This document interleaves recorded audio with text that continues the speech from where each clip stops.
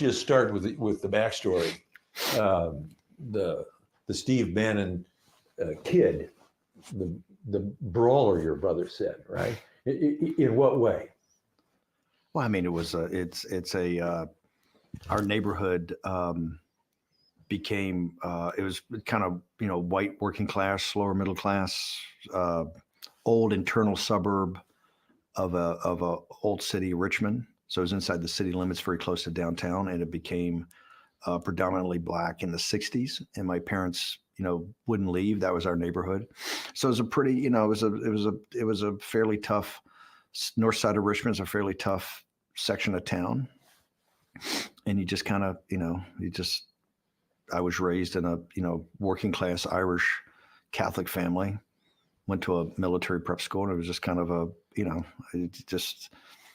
just raised to not back down. If you believe in something, you believe in something. And you can't, if you show any weakness in a neighborhood, it's quite Darwinian as a young person, right? If you show weakness, you're going to just get picked on and bullied and all that. So you just learn from the playgrounds, and you learn from the schools and the sports. There was no big organized little league or anything like that. Everything was kind of inner city baseball leagues or basketball leagues, et cetera. You just learn you got to stand up for yourself, and you got to fight. And if you fight, people give you some space. And if you don't fight, it's just, you're it's not a great life. So it was just, it wasn't any big deal. It was kind of like breathing air. So I remember the story about your dad that you told that almost felt like a one switch gets turned on, and young Steve Bannon, or you're a grown up by then, but it goes to this idea of trust in the government, trust in your company, trust that your dad had for his retirement accounts. And well, look, we're Irish Catholic, the Catholic Church, the Bell, my grandfather and father, I think the only two guys in the history of the Bell system to be both 50-year employees. My grandfather worked there 50 years as a lineman and a PBX guy, and my dad was 50 years, started in the sewer pulling cable and worked for 50 years. So the father and son worked 50 years for the phone company. So you had these big institutions. I was fortunate enough to be raised in a great time in America, right? The 50s and 60s, but you believed in these big institutions, the Catholic Church, the phone company, and these were, permanent fixtures in your life, and it's kind of that stability. I came from a neighborhood that was a little bit tough, but it was not like, it was a very solid, great background. As I go throughout the world and meet these very wealthy people I deal with all the time and see their kids, the greatest thing you can give a kid is that kind of basic core loving family that's there and rock solid. So the family, the church, the community, the phone company, these are institutions. And so institutions are everything. It's a very institutional life when you think about it, and quite hierarchical, but it gives you a set framework that you can grow and be, get to be an adult. And there's a real sense of, something that's solid there, something that's real. And I think that's what broke down the financial crisis. I mean, my father he would tell me stories back in the Depression about one of the things about his father working at the phone company is that they never laid anybody off during the Great Depression. My dad was born in 1921. And as a very young person, he remembers all the neighborhood fathers got let go. His dad still had a job. The phone company didn't let anybody go. He also told stories about the borrowing against, they had like 1 or 2 shares of stock, which was everything. And they would borrow against the stock to like buy the house and buy, I think the house cost like $2,500 or something in the 30s to build. They borrowed against their AT&T stock. AT&T, the Bell system, incentivized working class people to put X amount of their income away and actually become a shareholder. And being a shareholder in the phone company, that's where my dad's entire net worth was. And so when after the collapse, a couple of days after the collapse, when Kramer went on TV, Jim Cramer went on TV and CNBC, and that morning just goes, hey, if you need cash in like the next 5 years of your life, I mean, he's in full panic. If you watch the video, it's quite shocking. Mm-hmm. It's shocking CNBC actually let him on. But he's sitting there going, if you need cash in the next 5 years, you just got to sell everything and go to cash because we don't know where the bottom of this is. And 2 days later, remember, I'd been at Goldman Sachs, and not like my dad asked me my opinion. A couple of days later, he sold all of his AT&T. He would have sold his stock in a Catholic church before he sold his stock in AT&T. And he sold his stock. That that struck me as that this is a crisis of the institutions of our country, right? This is a massive, we now have a institutional crisis when guys like Marty Bannon, who the country's kind of this kind of steady Eddie guy, whose whole thing is to raise a family, to be there for the family, to be there for his community. These are the kind of building blocks that civic society is built upon. When guys like that are questioning the system and dumping their ownership in the system can't go on like that. You're now in a real crisis. It felt to me when we were watching, we made a number of films about it, and one of the things that happened in the cascade, because we make political films, we were thinking about, let's talk about Sarah Palin, for example, somebody who could identify in some way what that was, what that fear and that anger was, probably in your dad and lots of dads and moms all over the country. Well, it's one of the reasons I came back. I was living in Shanghai. I was actually living in Shanghai at the time. I was living in the French concession, spending most of my time there. I had a massively multiplayer video game company that had a big Asian presence in Hong Kong, Kowloon, South Korea, and in China. So I was living there, came back because I thought there were some financial problems. I was going to sell real estate, but then my sister pointed me to this woman, Sarah Palin, had just been named, was going to be the vice president. I actually went to the Republican convention as just with a filmmaking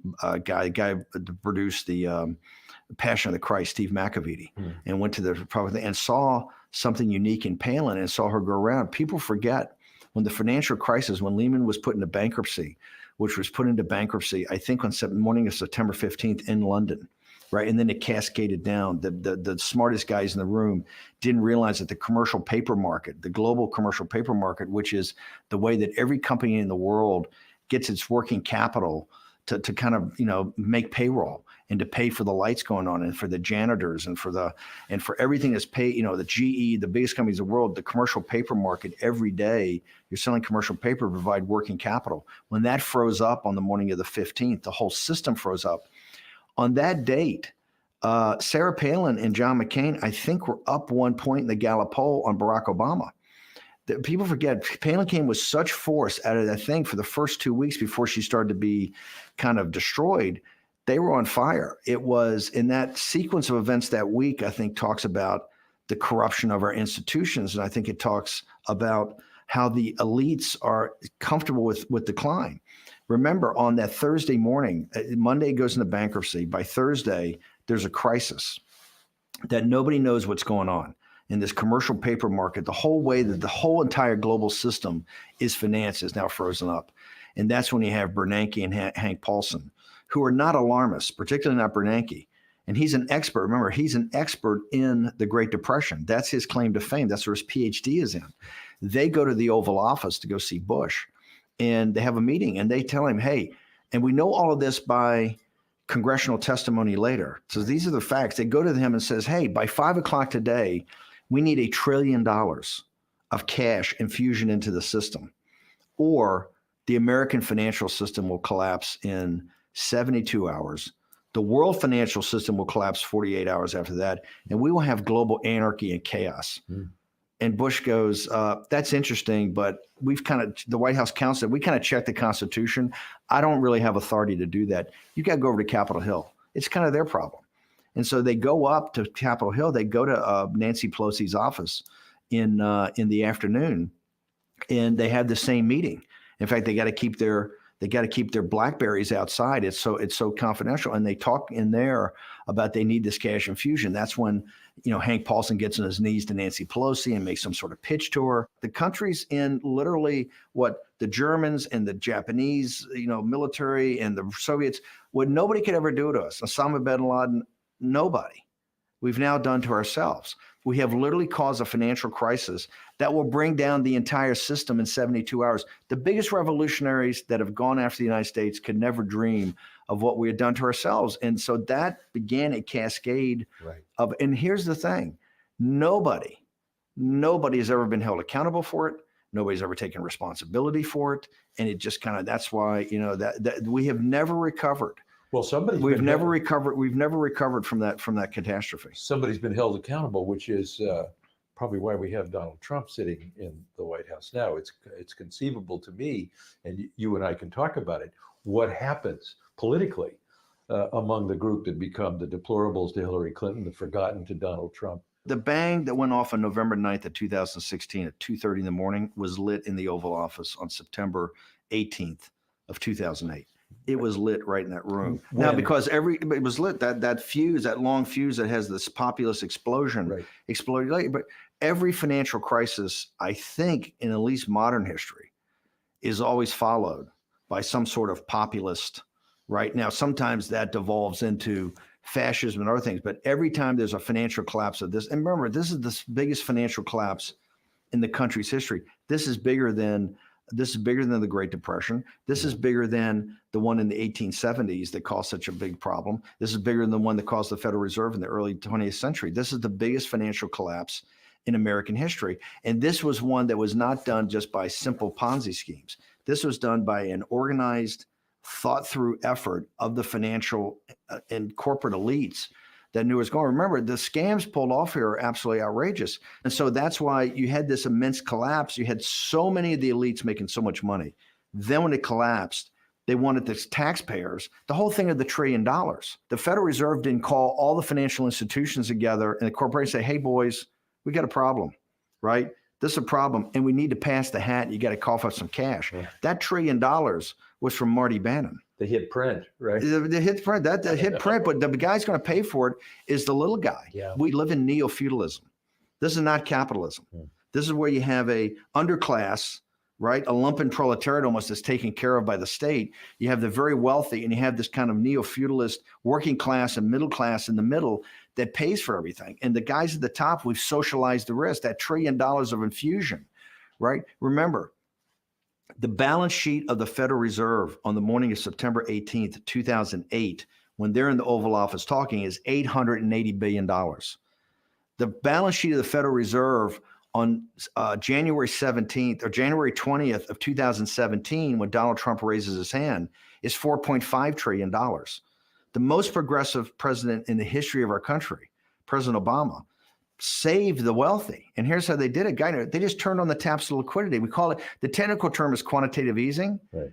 The not technical term is called bailing out the people who are guilty.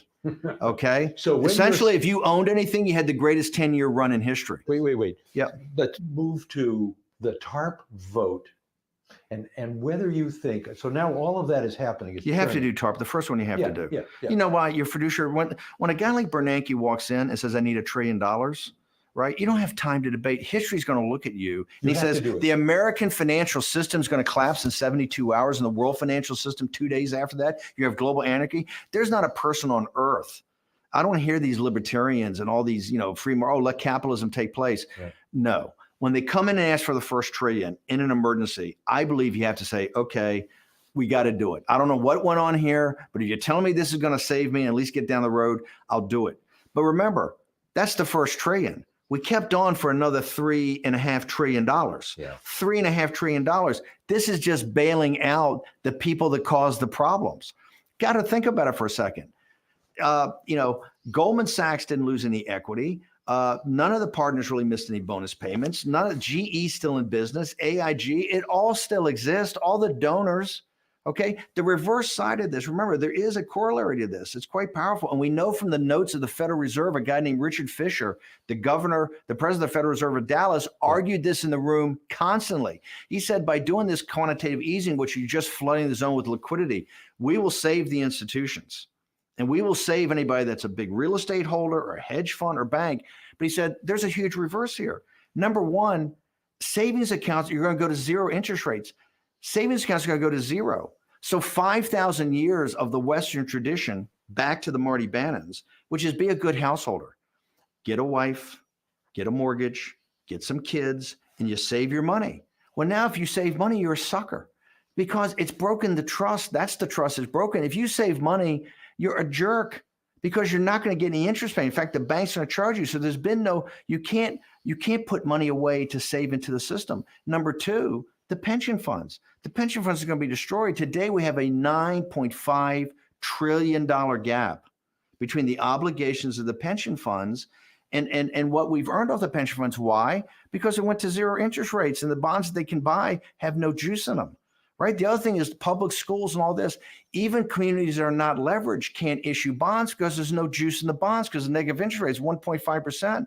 We've essentially put the burden on the bailout on the working class and middle class. That's why nobody owns anything. Right. But the millennials today are nothing but the 19th century Russian serfs. They're better fed, they're better clothed, they're in better shape, they have more information than anybody in the world at any point in time. But they don't own anything. They're not going to own anything. Okay, and they're 20%. If you mark in time against their parents, they're 20% behind in their income, and there's no pension plan in the future. They're all gig economy.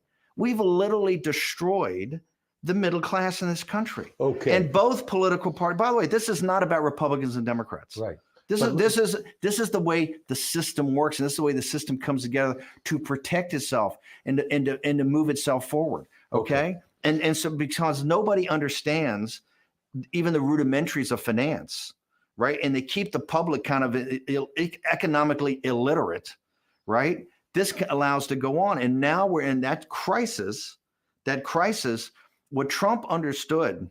Wait, don't go to Trump yet. Okay. So we've created this world of unhappy people.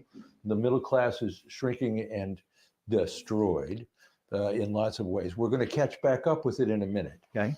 But now let's go to you, Breitbart, coming out of Los Angeles, coming to Washington with what kind of a plan, what kind of an idea, what was Breitbart in Los Angeles, and what does Breitbart become in Washington?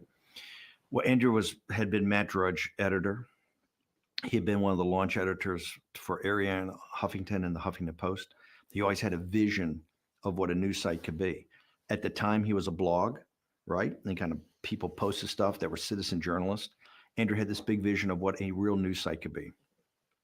We were the blog kind of for the Tea Party, this Tea Party energy, right after the financial collapse in the spring of the next year. In fact, Rick Santelli had this rant, this very famous rant that took place when the first TARP thing was being talked about. And he was basically saying, hey, all the working class people are paying for this, right? That rant initiated these group of kind of disparate people to have a meeting and basically have people come out on April 15th on tax day, April 15th of 2009. That was the beginning of the Tea Party. And Andrew saw very quickly, as I saw, that there was this real populist power in this. This was something totally different. This was not standard Republican Party. This was a whole new deal. And so we started covering that, and Breitbart kind of became the blog site for that. Andrew wanted to do a new site. We were able to raise some money. And in 2011, we closed on the money, and we decided that the center of gravity of our political coverage had to be in Washington, D.C. And we released this house right in back of the Supreme Court, and we called it the Breitbart Embassy. And the reason was we were an embassy in a foreign capital, right? Because everybody told us, we were lectured by guys saying, you're not going to have any access. You're going to have to play the game to get access. And we kind of said, hey, we're going to just kick down doors. How about this? We're going to be totally different. And so we called this place the embassy for the simple reason that we thought we were in an embassy in a foreign capital, that this was owned and run by the permanent political class. And so a handful of people like Peter Schweitzer and others, Matt Boyle and Andrew, we started this news site. Now, unfortunately, Andrew died tragically, 4 days before the site was to be launched. He was working 20 hours a day to build the site, to perfect it. He was quite a visionary when it came to new media and how people accessed information.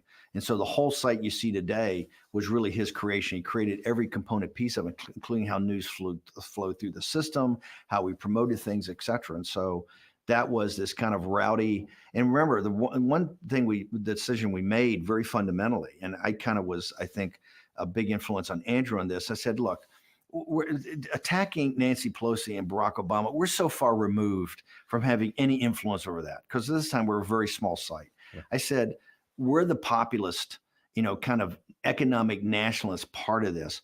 Let's attack the real enemy. And the real enemy is the Republican establishment. What we're going to do is just go after the House leadership. We're going to go after the Mitch McConnells. We're going to go after the donors. We're just going to go hard at kind of this kind of Paul Ryan philosophy. Why did you think Boehner and Cantor were vulnerable? Because they were vulnerable, because there's a huge disconnect. Remember, the one thing is Democrats, they have lined up, they have actually, at least here recently, donors in their base kind of line up. The Republican Party is totally dysfunctional. It's essentially a working class party. The votes all come from working class or low and middle class people predominantly, right? And it doesn't represent their interests. This book written by a guy called, What's the Matter with Kansas, where he kind of walks through how the donor class, the singers and the Kochs, these kind of libertarians had this entirely different concept, this kind of Austrian school of economics concept that the political apparatchiks, remember the consultant class, the political class around it, and the donors all line up perfectly. Unfortunately, you've got a working class party that, for instance, trade, mass illegal immigration, which the Chamber of Commerce pushes all the time, and more legal immigration and trade are just two sides of the same coin, right? The two sides of the same coin, it's suppression of workers' wages. Okay, mass illegal immigration is to flood the zone against predominantly Black and Hispanic working class so that you've got unlimited labor pool and you can keep wages down for higher margins. The immigration and the H-1B visas are the same thing in the tech area, that you don't have to hire American citizens. I can do it with these visas to increase margins. Trade is the same thing. Trade is just you're competing against foreign labor in foreign countries unfairly. And so all of it is to suppress workers' wages and to have higher margins, therefore higher stock prices, therefore more wealth, of which the workers don't own any piece of. And so our thesis was the not just the cultural stuff, but the economic stuff. Right. You have an ability to reform this Republican Party and make it a true populist entity. But they weren't going to let that happen. They were going to resist that in almost. They did, and we took them down. That we took down Cantor. Remember, we took down Cantor with Dave Brat. We took the first time in the history of the Republic that a sitting majority leader had ever been beaten. Remember, he was beaten in a primary. That Cantor was up here in D.C. on the day of the primary and schlepped down there last night. Fox News, and they came on last night, didn't even know Dave Brat's name.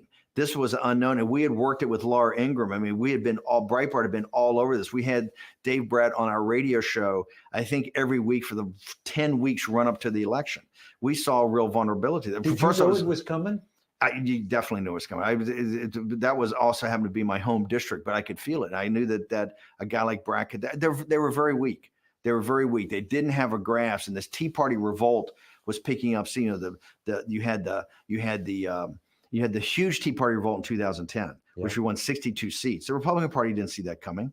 That was all grassroots oriented, which played out over time. Remember, today, the 2000, really Obama's 08, in particularly the primaries, in the 2010, I think changed American politics pretty fundamentally, because the concept got to be mobilization versus persuasion.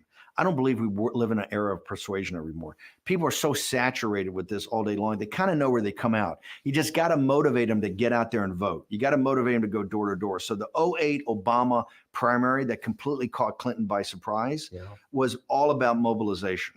The 2010 Tea Party, particularly the House part of it, that was absolutely, the biggest in the history, I think, since the Great Depression, 1932, was about mobilization. That's why Romney didn't want to have anything to do with it in 12.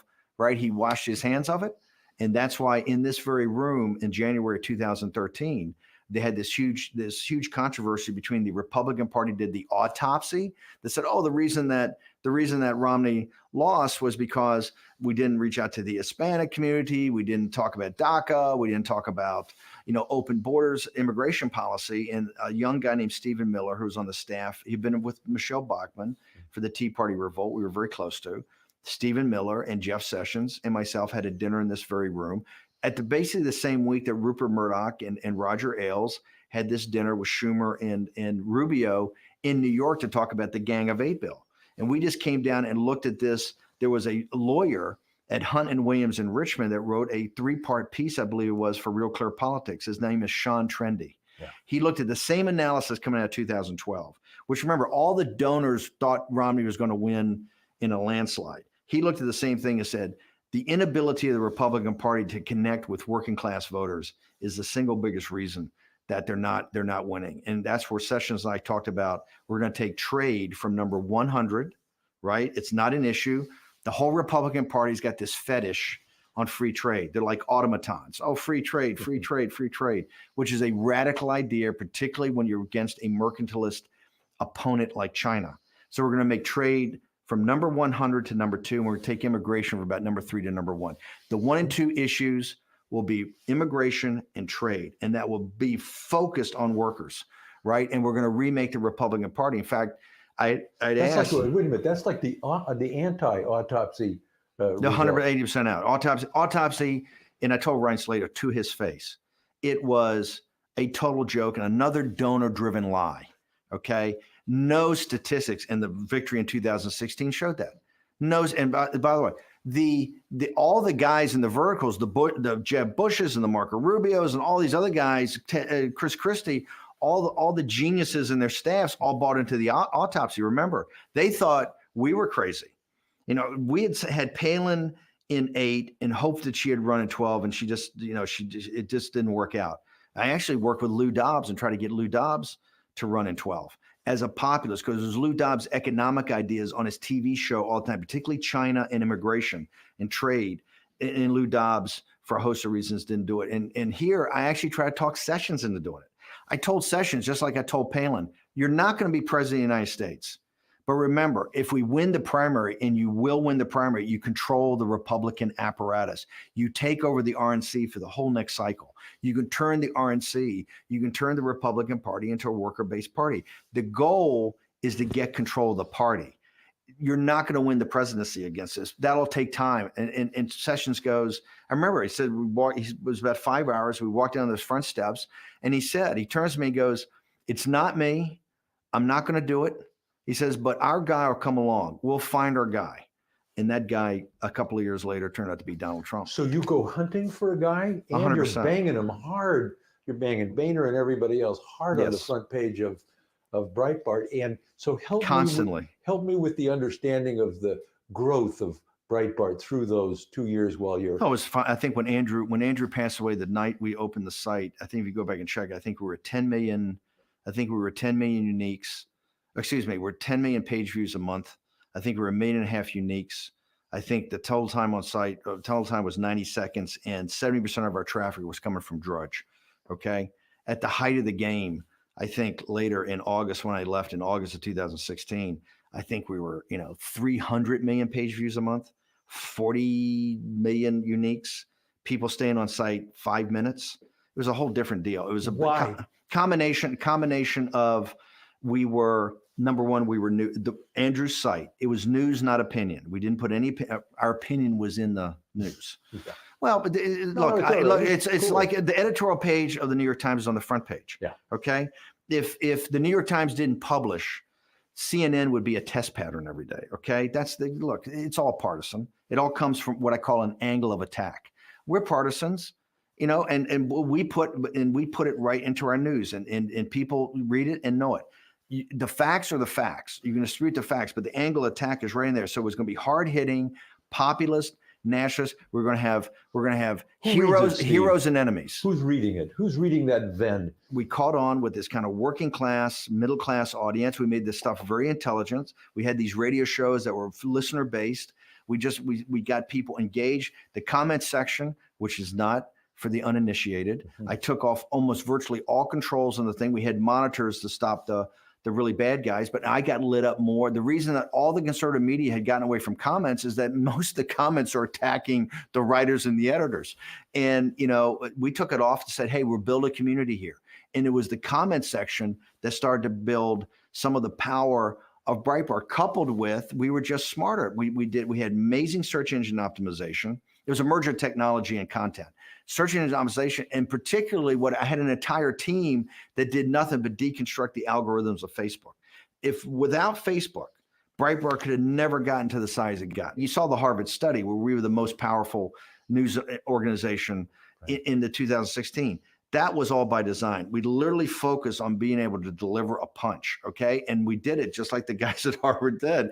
We did it by understanding Facebook, understanding search engine optimization, maximizing the technology part of it, and also comments to build community, to have people have ownership in this, right? Well, and also understanding that there was a division in America, and half the division didn't have a voice. This whole thing on division too. It's the taproot of democracy. What you want is engagement. Okay. The left was doing it with talking points memo and everything that you want engagement. We just had in 18 a midterm election, 113 million people voted. Democracy in America has never been more robust. And one of the reasons it's robust is you've got these sites like Breitbart, and on the left, you got Talking Points Memo and the Huffington Post that have people engaged. They have people buying in. They have people passionate about this. Okay. Now it's permeated not just political culture because of Trump and now people like AOC, et cetera. It's permeated popular culture. We now have the most engaged political, the country is all about politics. Every dinner party you go to, every conversation you have, Saturday Night Live, all the late night comics. If you look back at Johnny Carson's era, and you look back at the Tonight Show and all this he have maybe a few jokes about Reagan at the beginning, but now the heart of the nightly setup of Kimmel and all the Tonight Show and all that is politics. And why is that? You now have people that are engaged. They've bought in, and it's aspirational. It's part of their lifestyle. It's like you wear a certain brand of shirt, you have a certain brand of politics. Right. And this is what I mean by mobilization. We're not in an era of persuasion anymore.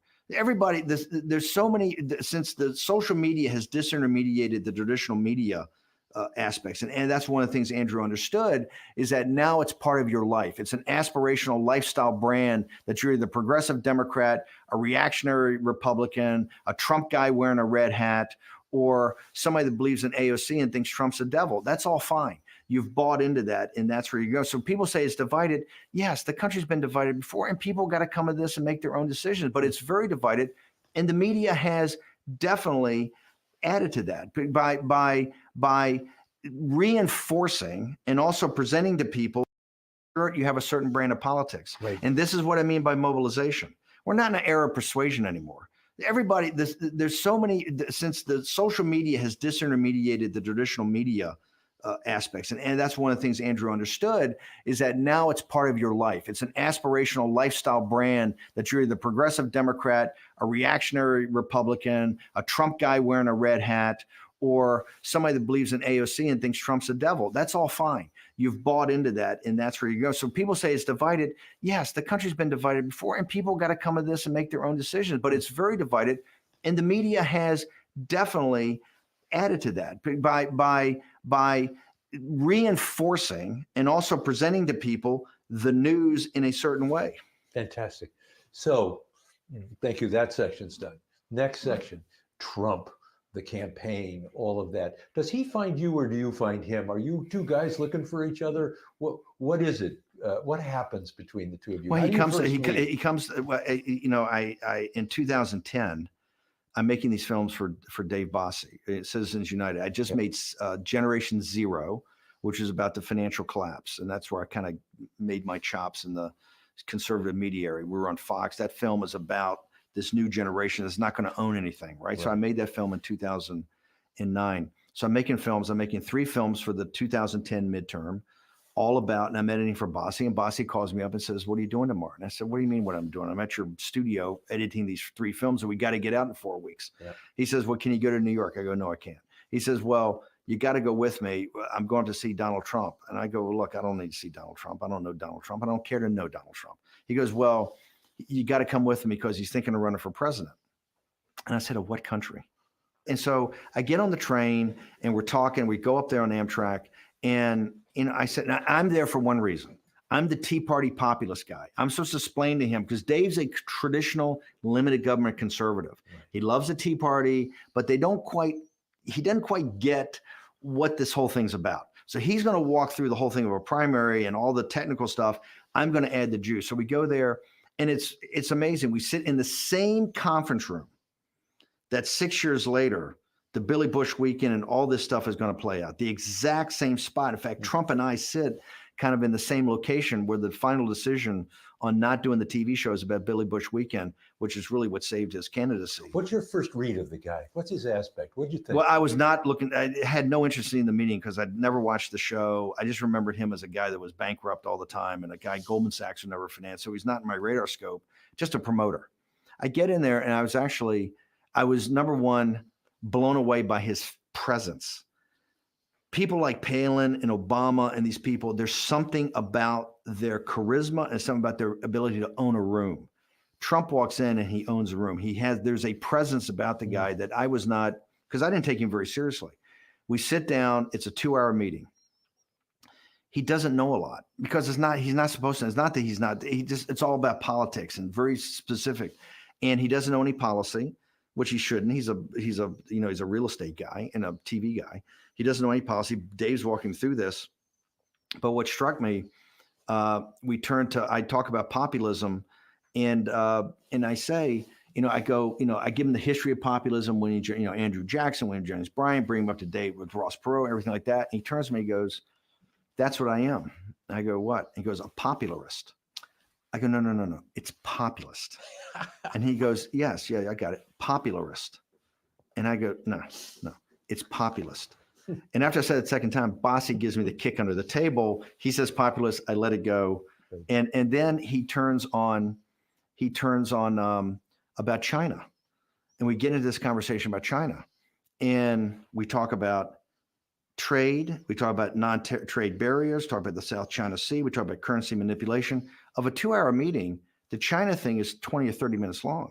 It's the one thing he knows. And I realize he's regurgitating my guy, Lou Dobbs. But I'm telling you, it's the one thing he's engaged and he's got well-formed opinions. So we leave the meeting. Bossy says, I'm on the train on the way back. Bossy said, "What you think?" And I'm sitting there going, I've been thinking about it. His thing on popularist, I was wrong and he was right. And he goes, "What do you mean?" He says, "You wouldn't let off on that. That's why I kicked you."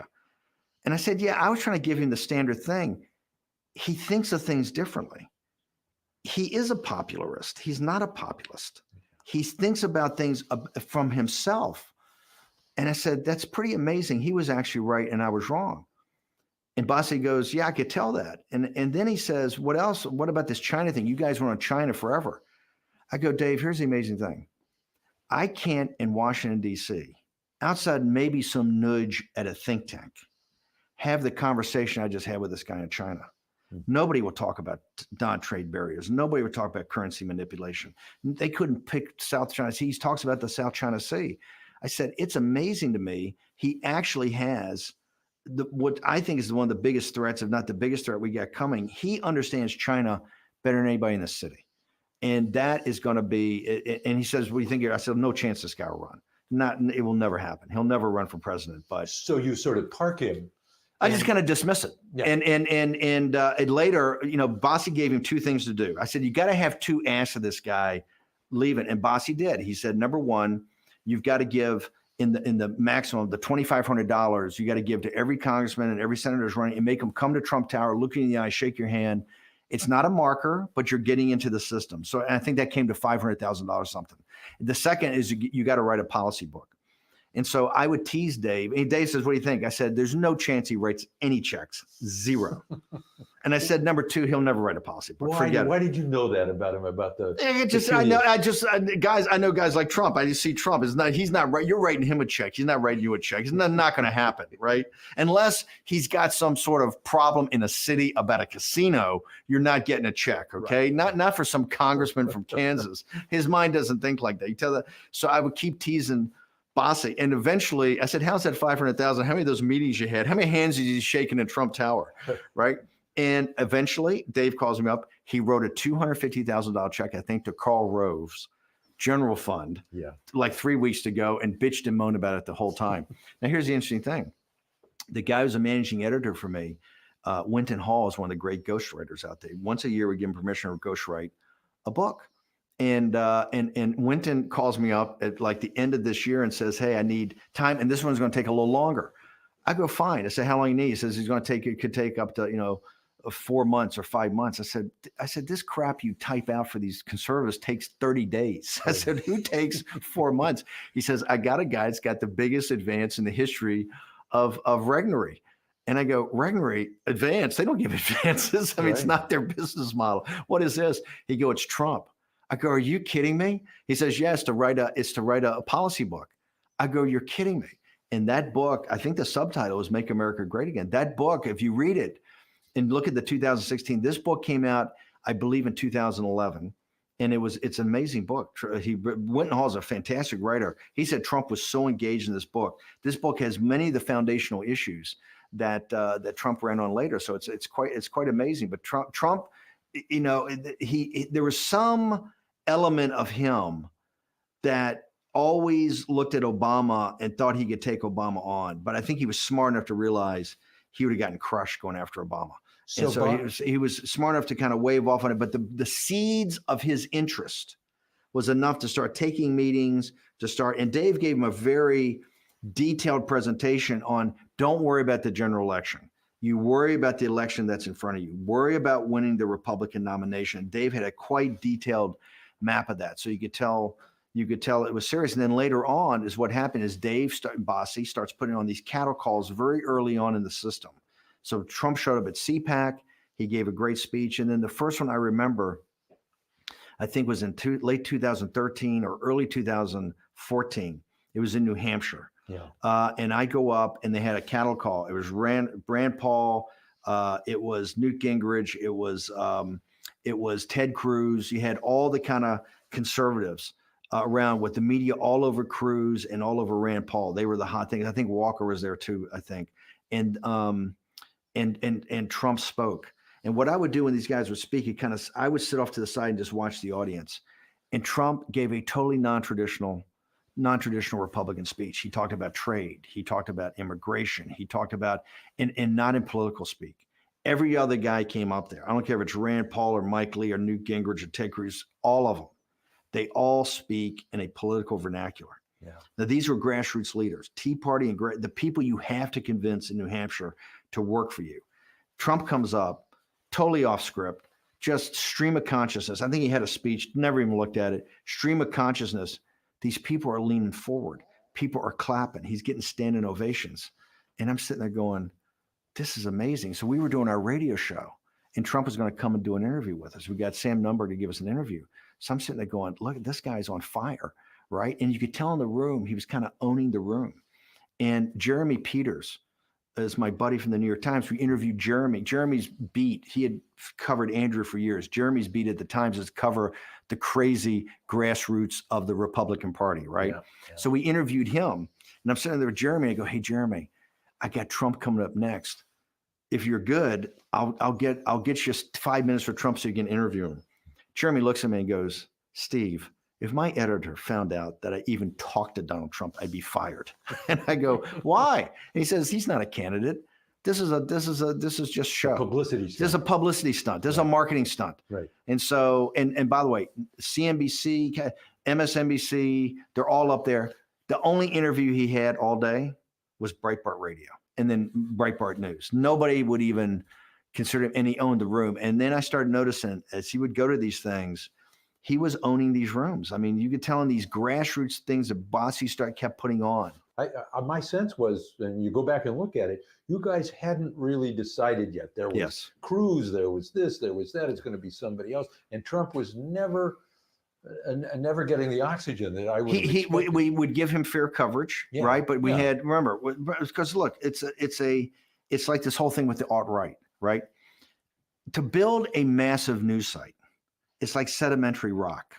You need different layers of it. So we would have the, Christian conservatives. We would have the libertarians, the Rand Paul guys. We would have the limited government conservatives, the Ted Cruz guys. We would have the gay Republican Lincoln, club guys. The alt-right started as, before it got taken over by these kind of white nationalists. When we originally got involved with it, these were the guys that said, hey, all this conservatism is all, there's no fight in it. We want an alternative that actually fights, right? It was kind of these memes. So my point is there's probably 20 groups. Of that, we tried to cover everybody. So it was going to come out. Honestly, if you go back and look at the coverage, probably Ted Cruz is the guy that, in fact, Ted Cruz deems to give Breitbart, when he goes to Liberty and announces his candidacy at Liberty University in that massive rally with 15,000 students, only Breitbart's backstage. He invites us to the family quarters. We do his wife, interview his wife.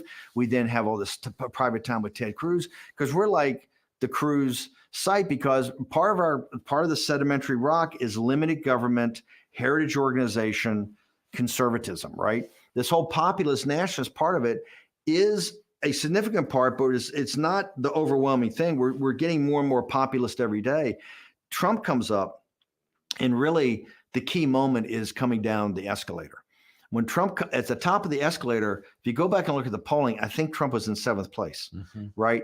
At the bottom of the escalator, in the speech, and particularly when the media bites, and I'm sitting there watching, we have 5 people up at Trump Tower. We have Boyle leading an entire team. We got wall-to-wall coverage. And in the speech, when he starts going on to not just the immigration part and trade, which nobody's ever talked about, but when he starts doing the over-the-top stuff, and I said, you watch, they're going to bite hard. And they're going to bite hard and blow this up. I'm sitting there watching this thing on TV.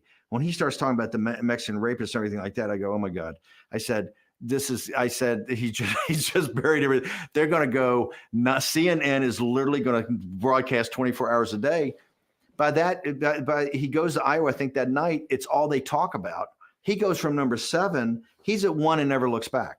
The next day polling, Trump's gone to 1. In fact, I think it's the next day, the day after, Don Lemon has him on for the most classic Trump interview in human history. Lemon's sitting there hammering him. You got to show us some facts. You got to show us some facts. And Trump, it's a phone interview. Trump goes, Don, somebody's doing the raping, right? It's just so, but it was the mainstream media that catapulted Trump because remember, when people at the top of the escalator, nobody still thought, even though he had filed his financial report, right? Which in hindsight, is the financial report, but nobody thought this. They thought it was a marketing ploy to get a better deal at The Apprentice, et cetera. The mainstream media catapulted him to the number 1. And then it was within 30 days, we had the Fox News. The first, on August 1st, I think it was the debate when Fox News, when Murdoch and Ailes, or particularly Murdoch and Ailes, being the part of the Bush apparatus, decided they were going to kneecap Donald Trump right out of the box. And that's what Megyn Kelly, they went through his Twitter feed, they went through all the Apprentice tapes, they went through everything and came out and did a hit like the left would do on somebody. And that's when all war broke out. That's when Breitbart, that's when you had to choose sides. Who's in the war? Well, the war was Fox and all the conservative media, National Review, Weekly Standard, the Republican, basically it's a racket.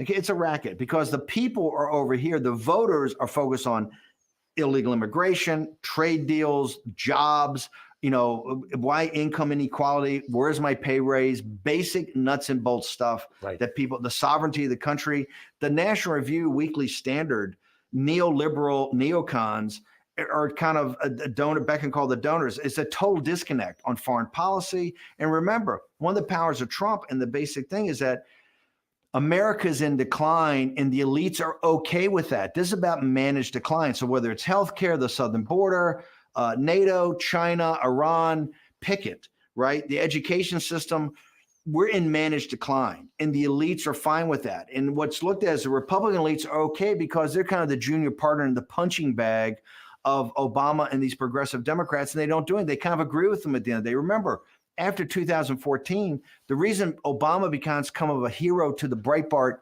staff, we call him, honorary honey badger, and because we're humping this thing in 14, Ebola, the border, and all of a sudden he gets smoked in the midterm elections. Okay, what does he do? He calls a press conference for the next day.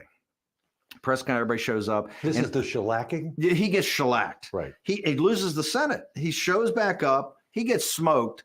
He calls a press conference and all CNN and everybody, New York Times, is he going to listen to what the people are saying? The country going a different direction. Obama going to listen. He gets up there and he goes, okay, guys, here's how it is. I'm president of the United States and you're not. He goes, here's 10 executive orders I'm going to sign immediately. And by the way, that DACA thing? I got a DAPA. I'm adding the parents onto it. How do you like that? I'm sitting there going, this guy's my role model.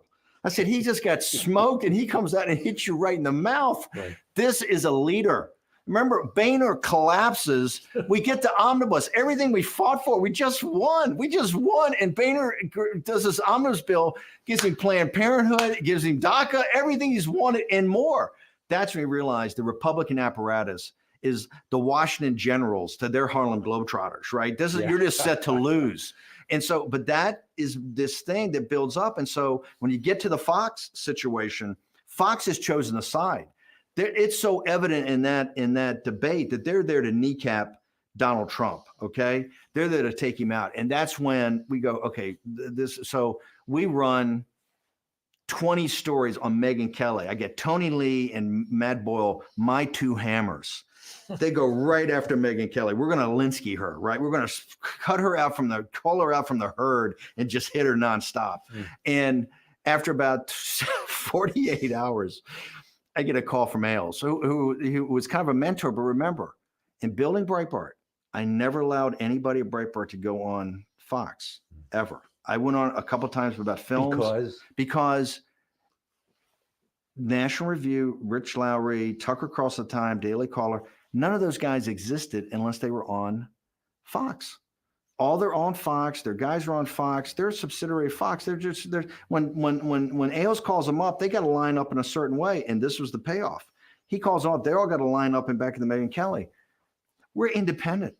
We don't need Ailes. I don't need Ailes financially. They're not going to do anything for me, right? So we never had anybody. I was never on Fox. None of our reporters are on Fox. If you want to come here and get some story and get a dredge link and go on Fox, you're in the wrong line of work because it's not going to happen.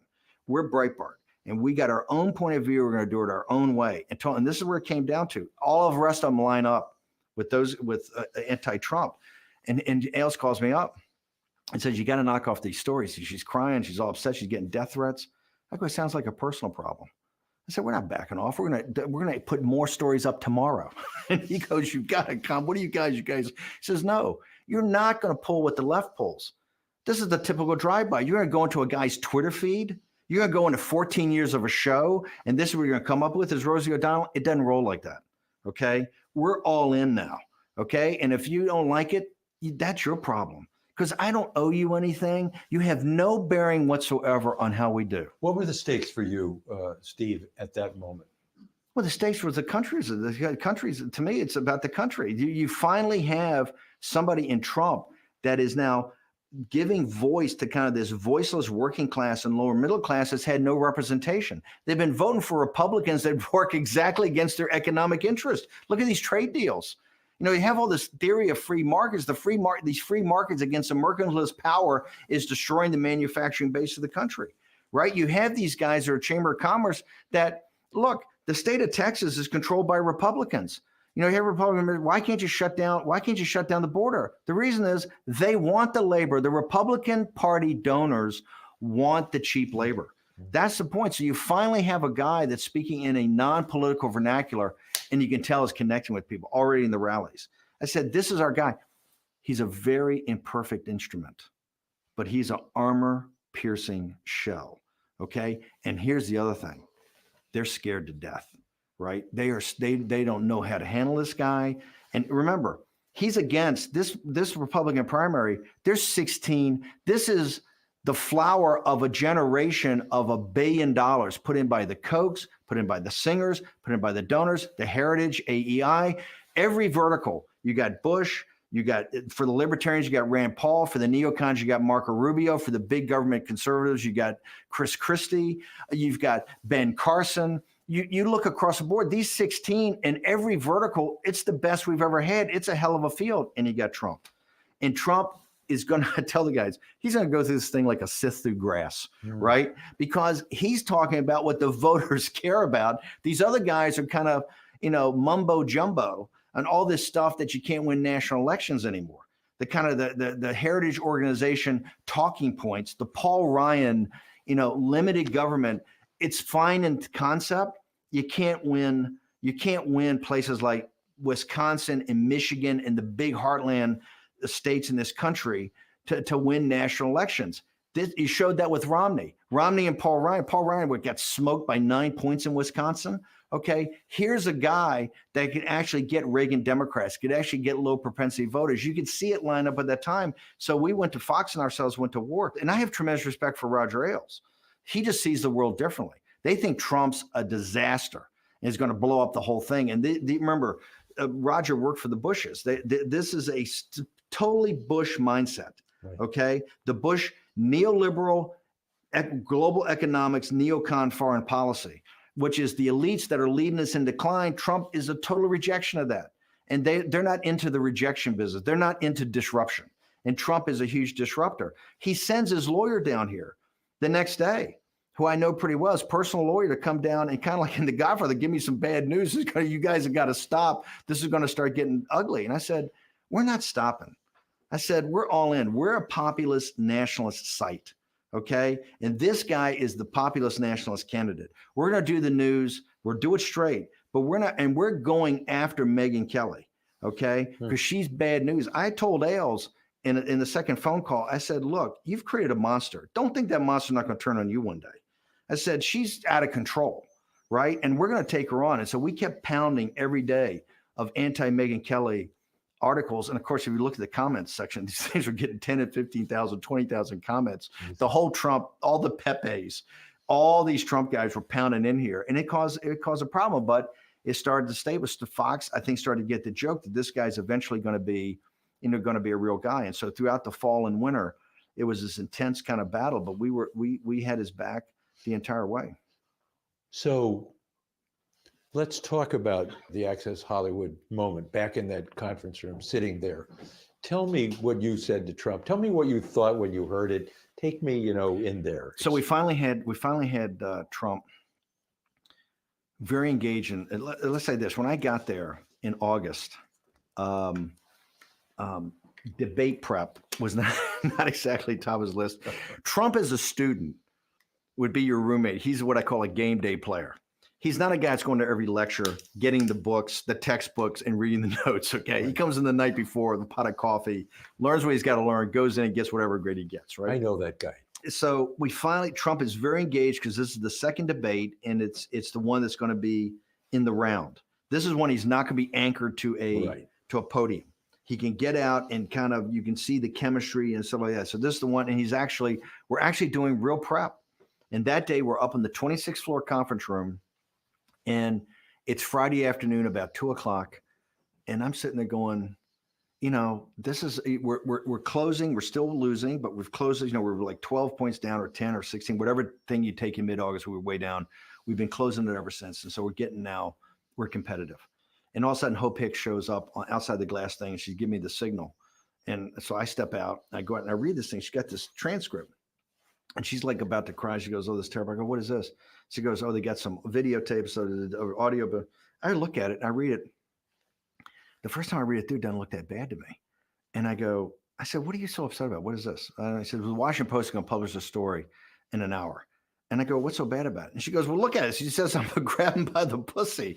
And I go, "Oh, maybe I haven't focused on that." So look down. I go, "Oh, okay." So I called Don McGahn, who's our legal guy. Yeah. And so Don McGahn is going to call the Washington Post legal department. I'm going to call like the editor, and I call the reporter. I don't want to talk to you. I give me your boss. I'm the big shot. Give me your boss. Right. And I go and I said, "Look, here's the thing. You got this thing right here. Give it to us. We'll authenticate it. We'll do our thing and authenticate it, and we'll make sure we'll come back to you. And it may take a couple of days, but by Tuesday we'll be back to you and we'll authenticate if this is really Trump and has been modified." You want to get beyond the debate. Thank you. And I said, "We'll authenticate. I'm like this big shot. We'll authenticate it. We'll do all this." He goes, "Hey, look, dude." He says, it's 3:50. This thing's going up in 9 minutes.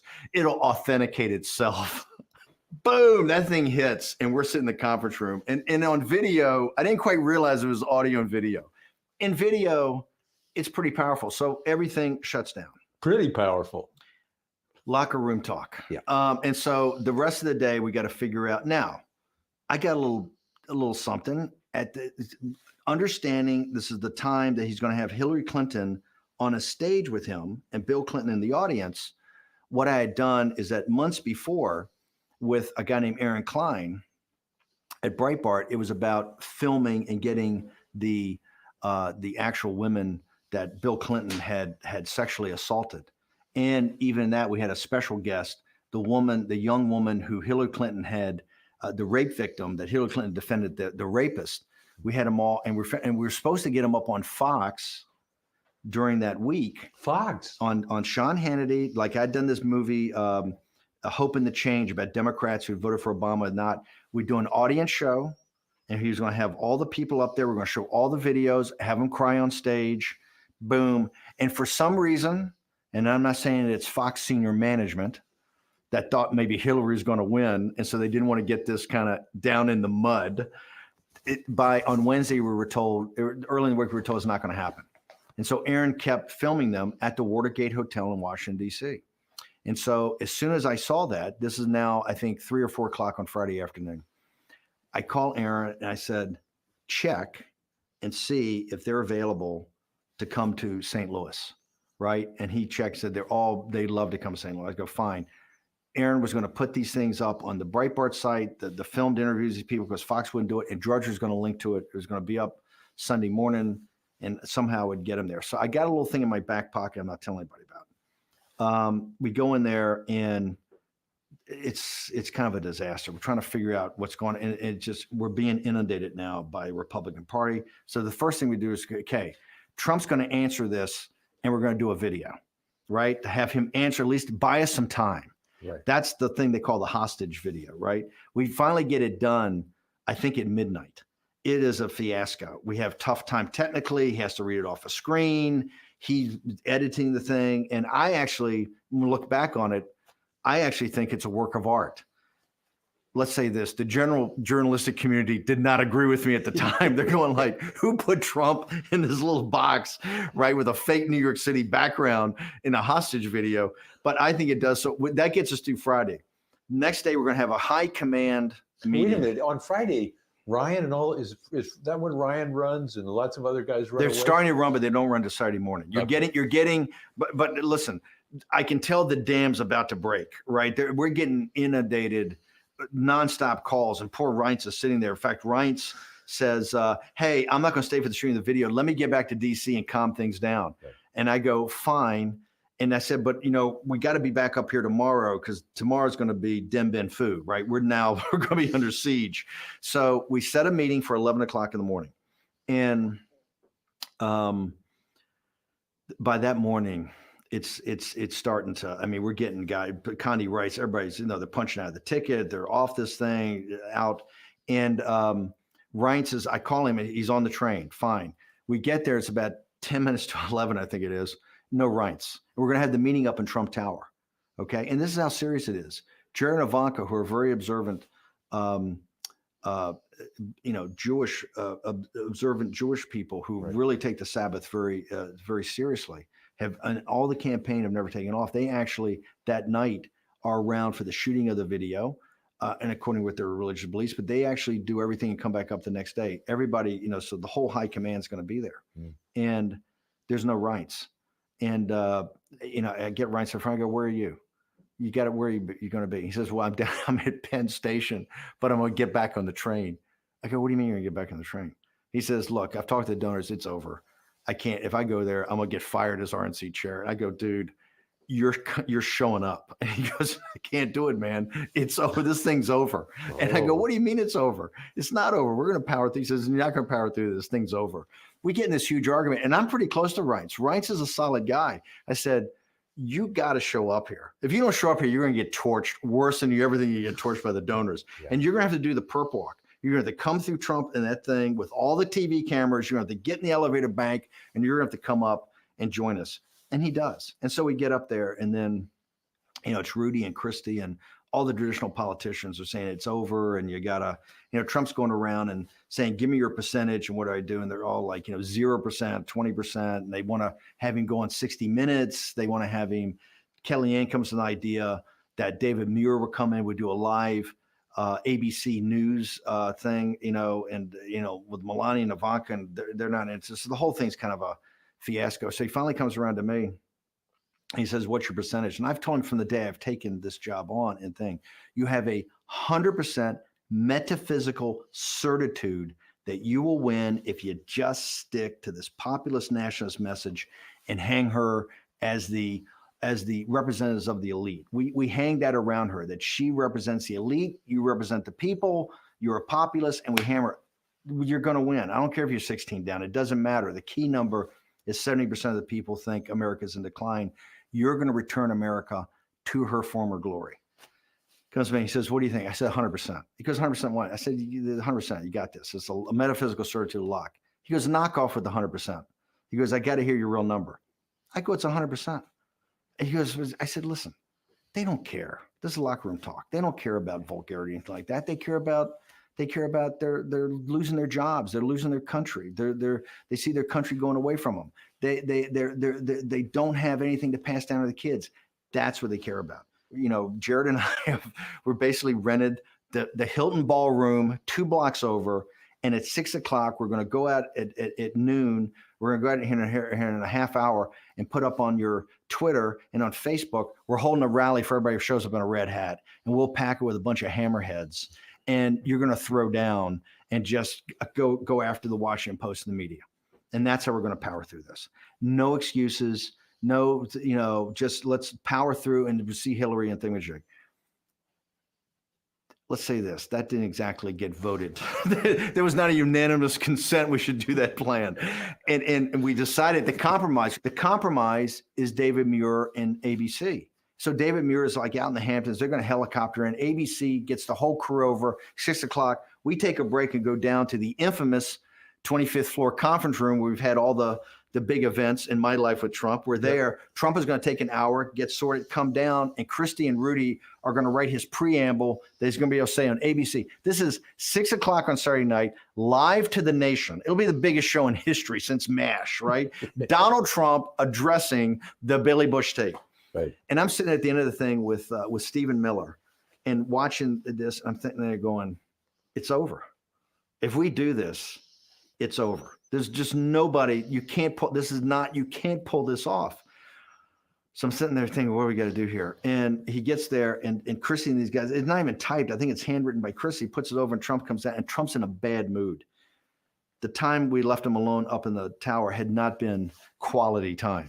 Okay. In what way? I just don't know, but he's not in a good mood. Yeah. He's in a bad mood. Okay. There were a lot of people in a bad mood up there. Okay. The tape was pretty raw. Right. And now we've got, by the way, a full revolt. Pence is nowhere to be found. He's not out there saying great. He gives him, we get a letter from him. Paul Ryan's out of the campaign. McConnell's out. I mean, now it's a thing that, and Reince lays up a proposal. He's asked Reince, what do you think? He says, well, you got two choices. You're either going to lose by the biggest landslide in history, or you step down today and we've got a way that we can restructure the ticket. That we only Colorado's out of play because they got to mail in the ballots. Everything else we can get changed, and we can do this. Are you nuts? You're not going to do that. So that's what I told Reince later. I said, why'd you even bring that up? It's not going to happen. Okay, it's not going to happen. We will fight this through some other way, but that is not going to happen. He's not going to quit. Just even to bring that up is absurd. That was the donors because they thought they're going to lose the Republican Party. They thought every woman in America will never vote for a Republican again, right? Because this guy's a barbarian. We're in the conference room. Christie gives him this thing with Rudy, and he starts reading Donald Trump. He gets like 2 sentences in, and he goes, "This is crap. This is baby talk." He goes, "Am I a baby? I'm not going to do this." He turns around to him. He goes, "It's got to be better. I'm out." And they go, "Well, make this change." He turns around to him. He goes, "This is ridiculous. I'm not doing it." And Kellyanne goes, "Well, we got to do it." They're flying. ABC's loading up. This thing's set up. David Muir's helicoptering in. This thing's a go. And Trump just goes, "I'm not doing it." And you hear you're all the way up on the 25th floor at Trump Tower. You can hear on the streets, Trump goes, "What's that?" And you look down, there's got to be 10,000 people on Fifth Avenue. They got the police on the horses. They got riot police. You look down and there's literally this mob down there. And he goes, "Look, there's my people. My people, that's what I got to do." I said, "We can't get the Hilton. We let it go." He says, "I'm just going to go down and talk to my people." And I said, "Well, I don't think all of those are our people. Of the mob, it's probably 80% want Trump's head on a pike. There's 20% of the deplorables. Most of them are sitting there, angry women that are sitting there want to tear Trump apart." I said, "I don't know if that's exactly our crowd, but this is what a leader does." Blocks. He just says, no, these are my people. I got to go talk to my people. The Secret Service says, this is not going to happen. You're not going to walk out there. We have no control. And he just goes, "I'm going." He takes off. And Kellyanne goes, I go with him. And then Christy and I have a sidebar tete-a-tete off to the side. Trump goes down. That's that famous picture. Trump just walks out there. And if you listen to the crowd, 2/3 of the crowd is, "We hate you," right? But he blocks it out. He's waving and everything like that and turns it into, I think, a seminal moment. That was that in that moment, he won the presidency. And I realized all my study of military history and everything like this, campaigns come down to one or two decisions made with imperfect information in the heat of battle, in the fog of war. One way leads you to victory and the other way leads you to defeat. There was 90% chance we would have gone the other way that day from the night before, from the pressure that was on him and everything like that. And that's what a leader does. He's able to reach in and understand something. I think people misjudge this on Trump. He's got a natural leadership ability to basically focus and make the right decision. That was the inflection point. The women we got there the next day and everything like that. But it was in that moment when he stood up and said, I'm not doing this. Oh, you can't, ABC's here, everything like that. And he looks down at the crowd, which was a hostile crowd. But in his mind, turned it into, those are my people. I've got to go down and address them. When he went down and did that thing, the whole thing kind of reverted. And from there on in, we had to still punch it out. But it was, if it would change in that moment, if he had gone on ABC, Hillary Clinton would be president of the United States.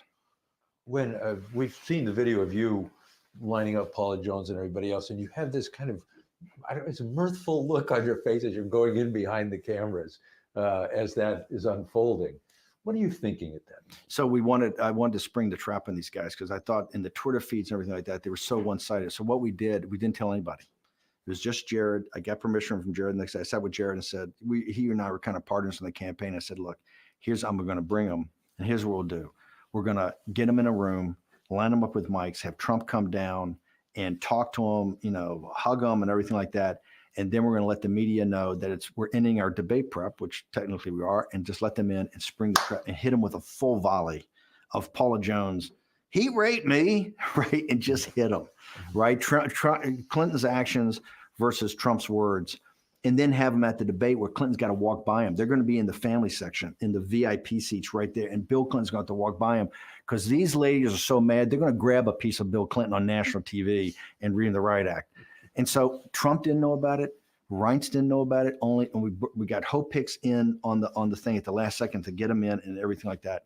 So we walk up. We're now in the presidential suite at the hotel. We're doing some debate prep and everything like that. Trump's off to the side. I told Jared, we got to go tell him. Walk up, and Trump, as often would do, would kind of lean back and almost close his eyes and say, okay, here's what we got. We got Paula Jones and all the women that Clinton assaulted, plus we got the rape victim, right? And they're all fired up. You're going to go down. The media knows you need a debate prep. You're going to spend 10 or 15 minutes with them, hear their stories, commensurate with them, talk to them. Then you're going to sit in the middle. We're going to open the door, and they're going to come in, and we're going to fucking hit them. Okay. And I'm sitting there, I'm making my pitch, right? I go, what do you think? He goes, I love it. So just Jared and I, we grab Trump and don't tell Reince or anybody. We just slip out of the room. We got a service elevator. We go right down. And the thing is, and as soon as that's where I went over, I had to see when we sprung the door and of course, the guys that came in are the ones I detest the most. They're all, and the door's open. They go, is it appropriate to grab women without their permission? And they're all yelling, and they get in there and it's like, what is this? And they hit a volley. And my girl, Paula Jones, the first one, Bill Clinton raped me, right? And just boom. And they hit it. It was perfect. And it was that got us momentum. Now, what happened backstage was, remember, at the other debate, they had put Mark Cuban right down in Trump's eyesight. And I said, no. The deal is Cuban's going to be back in the dark. It's all these his seats. And I said, and the guys at the commission go, well, we can't control it. We don't have security control. I go, what do you mean? I'll get the Secret Service and take him out. But he can't be sitting right in Trump's line. That's just not the way it's going to work.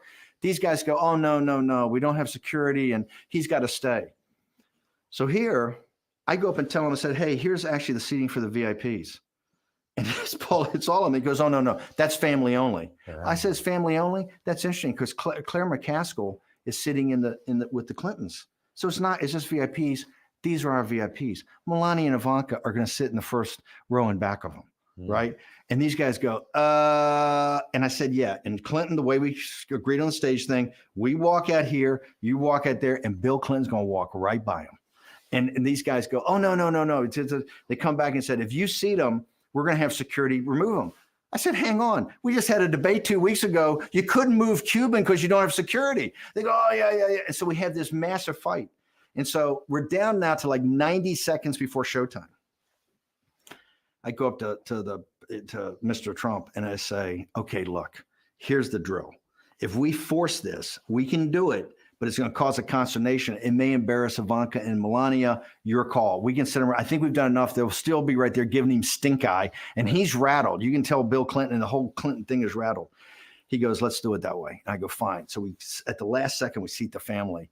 And you tell Bill Clinton, that's what they had that great shot on Drudge where he's like looking, he thinks we're going to like springboard these, because these women are worked up right now. They want a piece of Bill Clinton big time. And that energy and having, and you could tell Clinton, she was off her game that night. We had rattled them. And so I think that gave us the velocity, that gave us the muzzle velocity to kind of drive home in the last, 4 or 5 weeks of the campaign. So he wins. Well, that ground has been covered.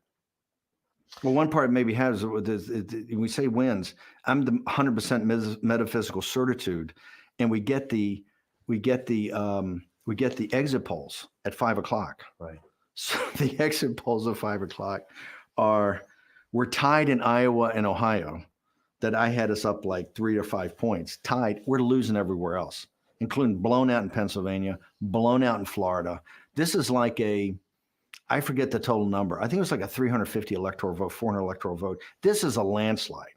We are blown out. I mean, it is a catastrophe. And I'm sitting there, we step on the balcony. It's so bad that nobody should see these. Right. And we look at them and I go, we can't be that far off. We got this thing. We're over top of Wisconsin. I mean, we're competitive in Pennsylvania. It can't be this bad. And he goes, Jared says, hang on a second, calls Drudge. And Drudge goes, fuck these things. This is all corporate media. This is all fucked up. They're lying. So I feel better. And we called Trump and Trump goes, hey, we left it all on the field. Nothing else we could have done. And we decided that since we get the kids and we get Don Jr. and some others get on talk radio, the Mark Levin show, and hey, we got to, and it was a big lesson. We heard almost instantaneously, people came to us and said the newsrooms, were high-fiving and people were laughing. This is Trump, not just a defeat. This is going to be to crush this thing, right? All this disruption and all Trump stuff and all these kind of guys in red hats, it's over. And it was a huge lesson for me. Because it started to play out exactly like, the only thing that concerned me is the Detroit Free Press called, it was 8 or 9 o'clock, right out of the box. They called Michigan for Hillary Clinton. And they are, in 150 years, I don't think they've ever been wrong. There's not like some broadcast TV thing that's got guys, they're on it. And I go, man, I said, that's that, because I think we're going to win Michigan. Michigan, I got, we got this. And I think it was around midnight. It was right after Ohio and a couple others came in. We had like 5 states that hadn't been called. At midnight, for the first time in their history, the Detroit Free Press reversed it and said too close to call. Mm-hmm. And that's when I said Trump's president of the United States. Did he think he was going to lose? I mean, no, he's so competitive. Not going to lose. He was so competitive. But of course, the drumbeat. Got to remember, every day on Morning Joe, every day in the New York Times, we're the island of misfit toys. Because I'd never been in a campaign headquarters in my life. Kellyanne had never run a campaign. She's a pollster, right? We're just this group of, it's a grab bag of people. Now we could see, particularly in these kind of working class districts, that's where we kept going back to Wisconsin. That's where we kept going to Michigan. Remember, in Wisconsin, Paul Ryan wouldn't campaign with us on that Sunday because he says, we're going to lose. I can't take 2 national defeats. And we don't go to Wisconsin because Ryan won't be on the stage with us. The key thing is that the algorithm, first off, 2 things. Number one, there's a lot of people that vote for Trump that will never admit to voting for Trump. That's one of the reasons the exit polls were wrong, is that they won't admit it even if they voted for him. The other was the algorithm, the Detroit Free Press, was that from the urban areas, that they extrapolated out the algorithms of the rural areas, and that's where Trump overperformed in kind of small town America, right? He overperformed where we had kind of focused. And so those 2 things had the exit polls wrong, and that led to this massively surprise where the whole media was so joyous at the beginning of the night, and then it's starting at like 9 or 10 o'clock, you could tell that this thing was going in our direction. Let's go to the inauguration, what a lot of people call the American Carnage speech. You write that speech? No, the president wrote it, but Miller and I had. The inauguration speech was there were 2 speeches that week that people don't focus on the other. There was President Xi goes to Davos on Tuesday, I think. He gives a speech on globalization. In Trump's speech on Friday, it's called the American Carnage speech. You know, maybe we should have realized in writing it that would be the takeaway line. But the takeaway line, and I don't want to sound this too highfalutin, but it was structured a little bit on Lincoln's second inaugural. Lincoln goes back through all the causes of the war, right? He talks about his previous thing and what had happened in the country. And then he ends with this very powerful phrase, and then war came. And he stops, pauses, and he does the rest of the speech. Our whole thing was to build up with the president about how the elites had not taken action, that the country had gotten this thing. And the punchline was, now comes the hour of action. Boom, you lead down to that, hit with the hour of action, and then Trump talks to what he's going to do. Obviously, we had the American Carnage line in there, but it was really, if you look at the two speeches in hindsight, it's really it's one is pitching kind of this globalist system where you have a center of power that happens to be in China and administrative units throughout the world. And Xi's speech is very particular that the problem in the world today is caused by populism, it's caused by nationalism, it's caused by this. Trump's is a defense of essentially the Westphalian system. It is a defense of the nation state as the unit of government, as the unit of how we're going to govern ourselves with the citizen, a free citizen, as the basic unit of that. And so that speech, which Trump works on intensely in Mar-a-Lago, and this one, because Trump would not practice the rally speeches, we'd have it up there and he would go off script. Here he practiced over and over again, including the night after all the balls and everything. Stephen and I were cleaning it up. We had the exact same, because we'd been on the stage to make sure everything was perfect. We went back to Blair House and we actually had the exact podium in Blair House in one of the old libraries there. The president came back at like midnight and practiced a couple more times. So he was very bought into this thing and kind of owned that speech, which I think is still one of the most powerful speeches. He conceived this thing. I remember in Mar-a-Lago, he's working on the lines, we will form new alliances and create new ones. Or excuse me, we will form new alliances and rejuvenate old ones. And we will reunite the civilized world to eradicate radical Islamic terrorism from the face of the earth. And at the time, I kind of said, hey, that's a big check you're going to have to cash. But this was his focus on the destruction of the physical caliphate of ISIS to start off with. And he wanted that in there. And that, I said, that line is going to be read back to you many, many times as you go forward. But he was adamant that certain elements of this thing had to be in there, and he got him in there. So it's just, this was very much his speech. We went over this thing, and he would edit as we went, change it, recraft it, etc. So it's the amazing thing a lot of people talked about. We talked about it in the beginning of one film at least, which was, there you all are there's Washington, there's the administrative state in a lot of ways standing behind him, and he's delivering a speech that castigates in some ways, in lots of ways, the elite Washington establishment, and they're right behind him. I fully expected him at some moment to turn and point back at them. I told Stephen, I said, the only problem we've got here structurally, as you look at it, this whole thing's being built, is that we should turn the podium around and he should address the swamp. That would be the powerful speech. That it was literally addressed. And I knew we hit the mark, because you could tell that Bush was very uncomfortable with this. The Victory Night speech was very watered down, because in the Victory Night speech, he called the country to come together. Right? The first cut that Stephen and I had on the victory, because Trump is very superstitious. There was no victory speech and there was no concession speech written on that night. We literally wrote that after we started it, after the Detroit Free Press flipped it back to Too Close to Call, because that's when we knew we had this thing. So Steve and I start working on it like at 1 o'clock in the morning, typing this thing up. It was go to Washington and we're going to burn out the permanent political class. We're going to take a torch to the enemy. Okay, that it was fire breathing. That all got watered down into kind of let's have a group hug. It's the reason, interestingly enough, you never see the Trump Victory Night speech ever replayed, because it's just not Trump. It's kind of like, let's have a group hug. But what it did was start everybody saying that pivot is coming. Like every president pivots. He gets in the Oval Office, he sits down, and the weight of it all, the responsibility to heal, the inclusion moment, or the division moment, or the fight back moment. And everybody said he's going to pivot. He has to pivot. Well, you see, But he didn't pivot. because the media doesn't remember the mainstream media is not in on the joke. Here's the joke. The American elite have allowed the nation to decline. They are in to manage decline. And this is not about political party. This is the permanent political class. Okay. It's sponsorship on Wall Street and in corporate America. They have this this political apparatchiks down in Washington, but they are in managed decline to unacceptable outcomes to average citizens. Managed decline for unacceptable outcomes to average citizens because they don't have to bear the brunt of it. They don't bear the brunt of the healthcare system in collapse. They don't bear the brunt of the education system in collapse. They're taken care of. To wit, they bring about the largest financial collapse in the country, and they're better off in 10 years.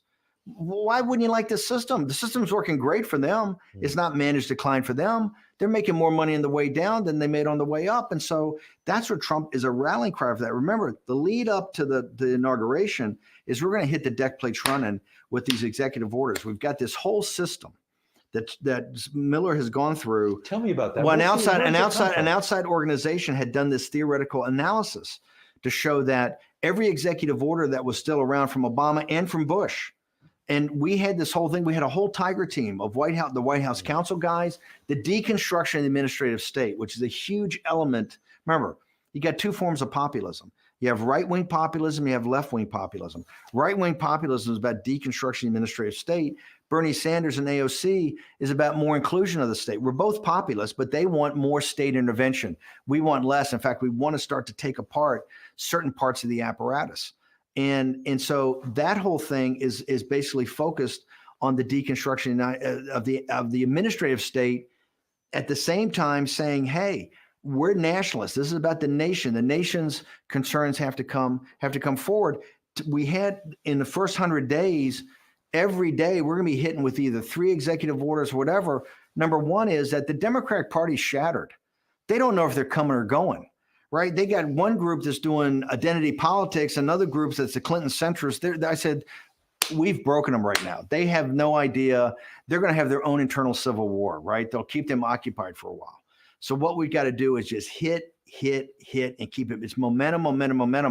The opposition party is the media. And the media can only, because they're dumb and they're lazy, they can only focus on one thing at a time. And the one thing they'll mainly focus on is either they do the horse race, or once the horse race, who's in, who's out. Right. It's like the high school, who are the cool kids in the cafeteria, right? Because it's easy. It's the reason they do the horse race stuff all the time, right? And they won't do the basic, what are the core things that are going on in the country? I said, all we have to do is flood the zone. Every day we hit them with 3 things. They'll bite on one and we'll get all of our stuff done. Bang, bang, bang. These guys will never be able to recover, but we got to start with muzzle velocity. So it's got to start, it's got to hammer. It's got muzzle velocity. You got it. When you get anything in life, remember the house is 5 to 7 against, right?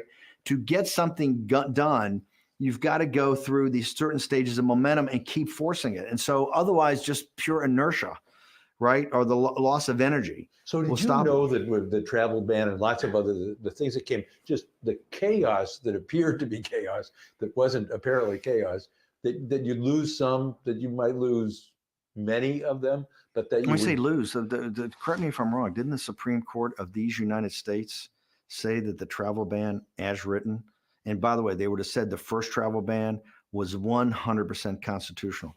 Is that not just a fact? Yes, it is. Okay. We knew the travel ban was bulletproof. Okay. Also, look at the other EOs we did that day. The other EO is really what galvanizes and everything about border enforcement and about tying together all the laws that are out there and giving Kelly the actual momentum to go do it. So no, the travel ban had been worked on. Remember, this is something that Miller started working on in early November. This was all pushed through the interagency process. Here's the thing that's so phony about the media. Every time you do an executive order, you have to get basically a legal opinion. The Office of Legal Counsel of DOJ has to basically give you a sign-off thing that this thing is constitutional. Otherwise, you just have guys doing executive orders all the time. Right. There is a governor unit to the system. That governor unit is the Office of Legal Counsel telling you can actually do this or not. So we thought we were on very strong grounds constitutionally, and operationally we thought we were on strong grounds too. And the other thing I would say is that, knock on wood, but there hasn't been a terrorist attack. There has not been a terrorist attack since the extreme vetting went in. Remember, Trump, and to his credit, wanted to stick with the original. The backing off of the original was because of literally Mattis and other people about Iraq being an ally in the war to take down the physical caliphate of ISIS. And there were some changes to that. But President Trump, from the very beginning, goes, no, I've done the analysis. I've had you guys walk me through it. I signed this thing originally. I'm sticking with this. The Supreme Court will eventually back us up after we get out of this crazy 9th district. This is what I'm going to stick with. It was a staff that went back. The people kind of blinked, right? Because you've got some people in the White House that are a little more sensitive than other people, right? Some people blinked, and we got the second version. The second version was proved constitutional after all the thing, and it's been a very effective. That's the other thing. It's been a very effective process. You hit them right away at the Yes. Pentagon Yes. of all places. Yes, Right? yes. Your idea? I think a collective idea, the way to do it, because it was about national security. The way to do it was to do it at the Pentagon. Actually, the interesting thing, I think the more powerful of the two that day was the second EO that really organized everything of all the different laws of the country, put it on one document signed by an EO that empowered the Department of Homeland Security and the Attorney General actually to start enforcing. You don't need to change one immigration law in the books. They're all there, right? You just need to start enforcing them. And remember, General Kelly was not an ideologue like Stephen Miller and myself and others. He was a guy who says, hey, if it's a law of the land, I'm going to enforce the law. This gave him, this just brought into high relief this. And I think it was only the LA Times that weekend. The LA Times actually wrote the article I thought was the smartest. They said, hey, everybody's focused on this travel ban. Actually, one that has much bigger implications is this other one. So no, but my point is that every day we were hitting, we're going to hit them with additional stuff. And after that, it started, you could tell in the White House, we had the two camps start to develop, the more globalist, establishment camp, and more of the kind of disruptors, populist, nationalist camp. And then everything eventually became a knife fight shortly thereafter. You knew going in. I've heard the story that you left the parade and went in and secured an office, prime real estate in the West Wing for your whiteboards. Is it a true story? Well, I made the pitch to the president-elect, I think it was 10 days after we won, and about the whole inauguration. I said, we're going to go to Obama's and do $1 less than Obama, purely populist, no balls, no fancy dinners, nothing, no big lunch on Capitol Hill with all the swamp. You do the inauguration address. You immediately get in so that people don't freeze. We go right to you go right to the White House immediately. My thing was that very first act would be move the embassy to Jerusalem. And then we come back to Capitol Hill that night, and you have a joint session of Congress. And that's when you just repeal Obamacare on national TV right there. We just do it, and we're at work. If it's a crisis, treat it like a crisis. And then you have one ball, it's a military ball, and you and Melania go dance, and that's the inauguration. And they'll talk about it forever. And the message and the message is it's a crisis. We're at work. Everybody, we're here and we're driving this. Donald Trump's president of the United States. Now comes the hour of action. There's been enough talk. I won. It wasn't close. Okay. Everybody mocked me. Everybody ridiculed me. We had no thing. We just won with 305 electoral votes. Suck on it. Here's what's going to happen. Now comes the hour of action. No more talk. And so, and the alternative of that was the one that the U.S. attorney's now looking at. Okay. Yeah. You raise a couple $100 million. My whole pitch was, you have done something that literally is a miracle in modern politics that even Obama couldn't do.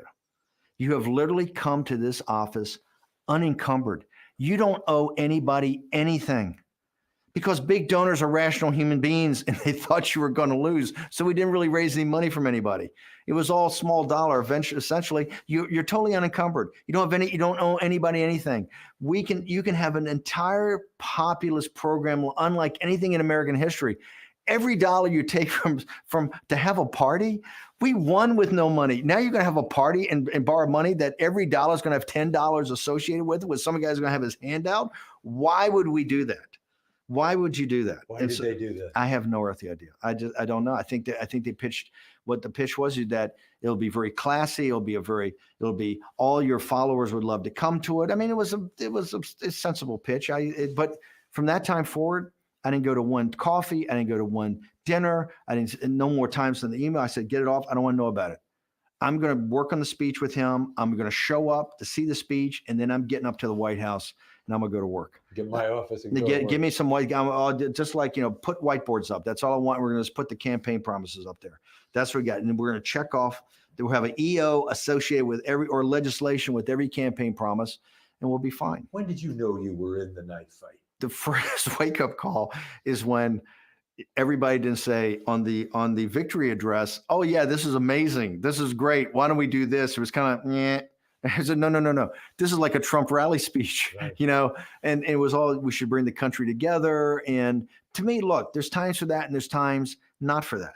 Okay. We didn't win an election to bring the country together. He won an election to basically come after the permanent political class and the elite in this country and hold them accountable for what they've done. They've then taken off the backs of the taxpayer, the little guy, and they saved themselves with this explosion of the balance sheet of the Federal Reserve, which is just free money for them. They've destroyed the pension programs. They've destroyed the ability to save. Nobody owns anything. They have a neo-feudalistic system. Yes. It's not time to bring the country together. It's time to take on the elites in this country, take the torch to them, hit them with a blowtorch. And that's what the Trump, and look, my only time in the White House, the only thing I never apologize, but the one thing I look back in hindsight, I wasn't tough and strong enough. We should have been much harder. Okay. I should have fought harder for some of the things. I'm not saying I compromised on, but I said, okay, if that's the way it's got to be, I should have been tougher. This country has a massive problem. And now you're seeing it. And what I told the donors, I said, you may hate my guts. Okay. And because remember, in the Oval Office, I'm the guy arguing for a 44% tax on all income over $5 million. Because I told the donors, I said, if we don't get this thing sorted, you're going to have a left-wing populism, and they're not coming for your income. They're coming for your assets. Okay. It's going to be just like Europe and Pocahontas on her, she punches out what 2% at $50 million and 3% at $1 billion on tax on assets, which we never had. And that's an opening bid. Okay. You're going to start seeing this be a constant on the left. And I've told these donors that you got to understand something. We have to make fundamental changes to this neo-feudalistic system. People have to start to get ownership. They have to get ownership in the companies. They have to get ownership in real estate. Incomes have to start to rise. The Wall Street Journal can't go through meltdown when wages starting to rise, inflation coming back, right. Incomes rising. So there has to be fundamental change. And so I knew right away that something was going on. There were all kinds of knife fights during the transition. But it really got ugly after about the second week in there. And it really started getting ugly, not about immigration. They were ugly. The biggest fights were about China and trade. And that's because the reason is we had so many Wall Street guys. And look, I worked at Goldman Sachs. We had Goldman Sachs guys in there who are basically the IR department. The investors, Goldman Sachs and Wall Street is the investor relations partner, for the Chinese CCP, this radical cadre that runs China. This is not about the Chinese people. This is about a radical cadre that runs the Chinese Communist Party that has a totalitarian mercantilist system that is incompatible with the system we have in the West. One side will win and one side will lose. So very early on in the first couple of weeks of the administration, this confrontation with China and its economic war became the most explosive thing. It's where all the knife fights came, all the McMaster stuff, the Cohen stuff, Mnuchin, myself, Jared, the nationalist and the globalist divide was because of that, and then many other issues, whether it's putting stuff in the, because remember, Obama and Bush, the globalist, support this kind of, they turn the military into kind of this humanitarian expeditionary force, right? They want to be everywhere, sticking their nose in everybody's business. They're just dying to get up into Syria. Syria is a place they got to get up into because the Russians are in Syria, right? And my point is, hey, American foreign policy for 50 years has had one thing in the Middle East: keep Russia out, okay? and Obama's watch and Kerry's, whatever they're doing with Iran, Russia got a foothold in the Middle East. Well, you ain't going to get them out of there. Okay. It's just not going to happen. And so anything that you're doing, get up there, they want to get it on with Russia. They are maniacally focused on Russia, a country with a economy smaller than New York State, that's in a total demographic death spiral, that doesn't make anything, it wouldn't exist if Germany and these countries in Europe wouldn't do natural gas deals with them. Yet we have an existential threat. The greatest existential threat we've ever had in the country's history is this totalitarian mercantilist society in China, which has One Belt, One Road, Made in China 2025, and 5G rollout converging to take away advanced manufacturing in perpetuity. And yet you have the corporatist and you have Wall Street, who have all made money. Remember, the decline of America is inextricably linked to the shipping of its manufacturing base to China. It's the Wall Street faction. This is what Donald Trump understood in 2010. Donald Trump today, when he goes out and speaks about China, you could literally take it from what he said in 2010. He understood the facts of the case then. And it's been the biggest thing we've done as a government is in 2 years, we now are confronted China in the true economic war they've been running on us. That is the single when history looks back over this thing, all the other Twitter madness and everything, they will look at the signal and the noise. And the signal is a great power struggle, as we personified or manifested in the first national security document that ever came out of the first national security plan that came out in December of 2017, said global radical jihad is a problem. It's a containable problem. Here's how we're containing it. Now the two great threats to the country it's a great power struggle. And they put Russia in there, but it was basically China has gone from a strategic partner to a strategic competitor, right? And then today you're seeing the Secretary of Defense say today we got 3 issues: China, China, China. That is what Trump reoriented. And from the very first days of the administration, the nastiest fights by an order of magnitude were about trade and about this engagement with China. Let's talk about Russia. I'm interested in your response to the firing of Comey. How did you hear about it? What did you think about it? And what did you say to the president? It was, it was ridiculous. I told the president that. The argument was all the agents hate him. If you fire him, they'll think it's fantastic. The Democrats hate him. It'll be the first time reaching across the aisle because they all hate him. They blame him for Hillary Clinton losing. They'll look at it as a bipartisan effort. And the deplorables hate him, and they'll be great and send money and just be dancing around. And I said, okay, let's stipulate. I don't agree with the first one. Let's for purposes of discussion, let's say it's true. As soon as you fire him, he's J. Edgar Hoover, right? I said the Democrats, as soon as you fire him, he's like Joan of Arc, right? And I said the deplorables don't care. I said institutionally, the FBI has got to bleed you out. Because it's a city of institutions, it's not a city of personalities. They're personalities, but John Boehner, nobody talks about John Boehner as Speaker of the House because he doesn't matter. It's the Speaker of the House. This is like they're not going to talk about Paul Ryan. This is like they never mention Eric Cantor. These are institutions with their own ways they roll, their own institutional logic. You have to understand these institutions. The FBI institutionally has to bleed you out. You just can't, they're not going to allow somebody to fire and humiliate the head of the FBI. And we're going to get a special counsel on top of it. So I was kind of, dismissed, but it is not understanding. But it was very obvious. The argument I made is I said, listen, it's the C block on Anderson Cooper. I said the network of pure raw hate. Right? I said, even Anderson Cooper can't keep this thing alive. There's no more squeeze in the lemon. Nobody cares. I said, yeah, we got 3 or 4 months of this, maybe 5 months, but there's no Russian collusion. To just play it out. If you do this, it's going to create a firestorm. We're going to get a special counsel, and that special counsel is going to have an unlimited writ to go anywhere he wants to go, including your finances, your taxes, everything has ever been discussed. He can do anything he wants. And they will do it. And you're giving them the weapon to do it. So no, I think it was. What was it about Comey that he didn't like? Do you know? I don't know, but I think Comey, Comey's kind of a screwy character. I'm up, I'm known for a guy that said we should fire Comey like on the afternoon of the 20th. This should be our first decision. He's got to go. And the reason, because of the dossier. Remember let's go back which is not reported by the mainstream media. We're sitting down in Mar-a-Lago and we see the Chiron that, the Obama administration has now ordered 35 guys out of the country. There's been this whole thing. And the Chiron CNN says because of involvement in like the 2016 election. And I'm sitting there going, whoa, hang on for a second. I said, I was in the Pentagon during the Cold War, right? When we're 90 seconds away from launching on each other. We never sent 35 of their guys home during that time. This is like monumental. And the Chiron saying for involvement in the 2016 election, I don't remember seeing that. I hear some guys talking about that, but I've never seen any documents like that. By the way, we get the presidential daily briefing every day. Where's that in the briefing? Where's that? And you get the hubba. I said, we want to see the exact presentation that Barack Obama saw that caused him to do that.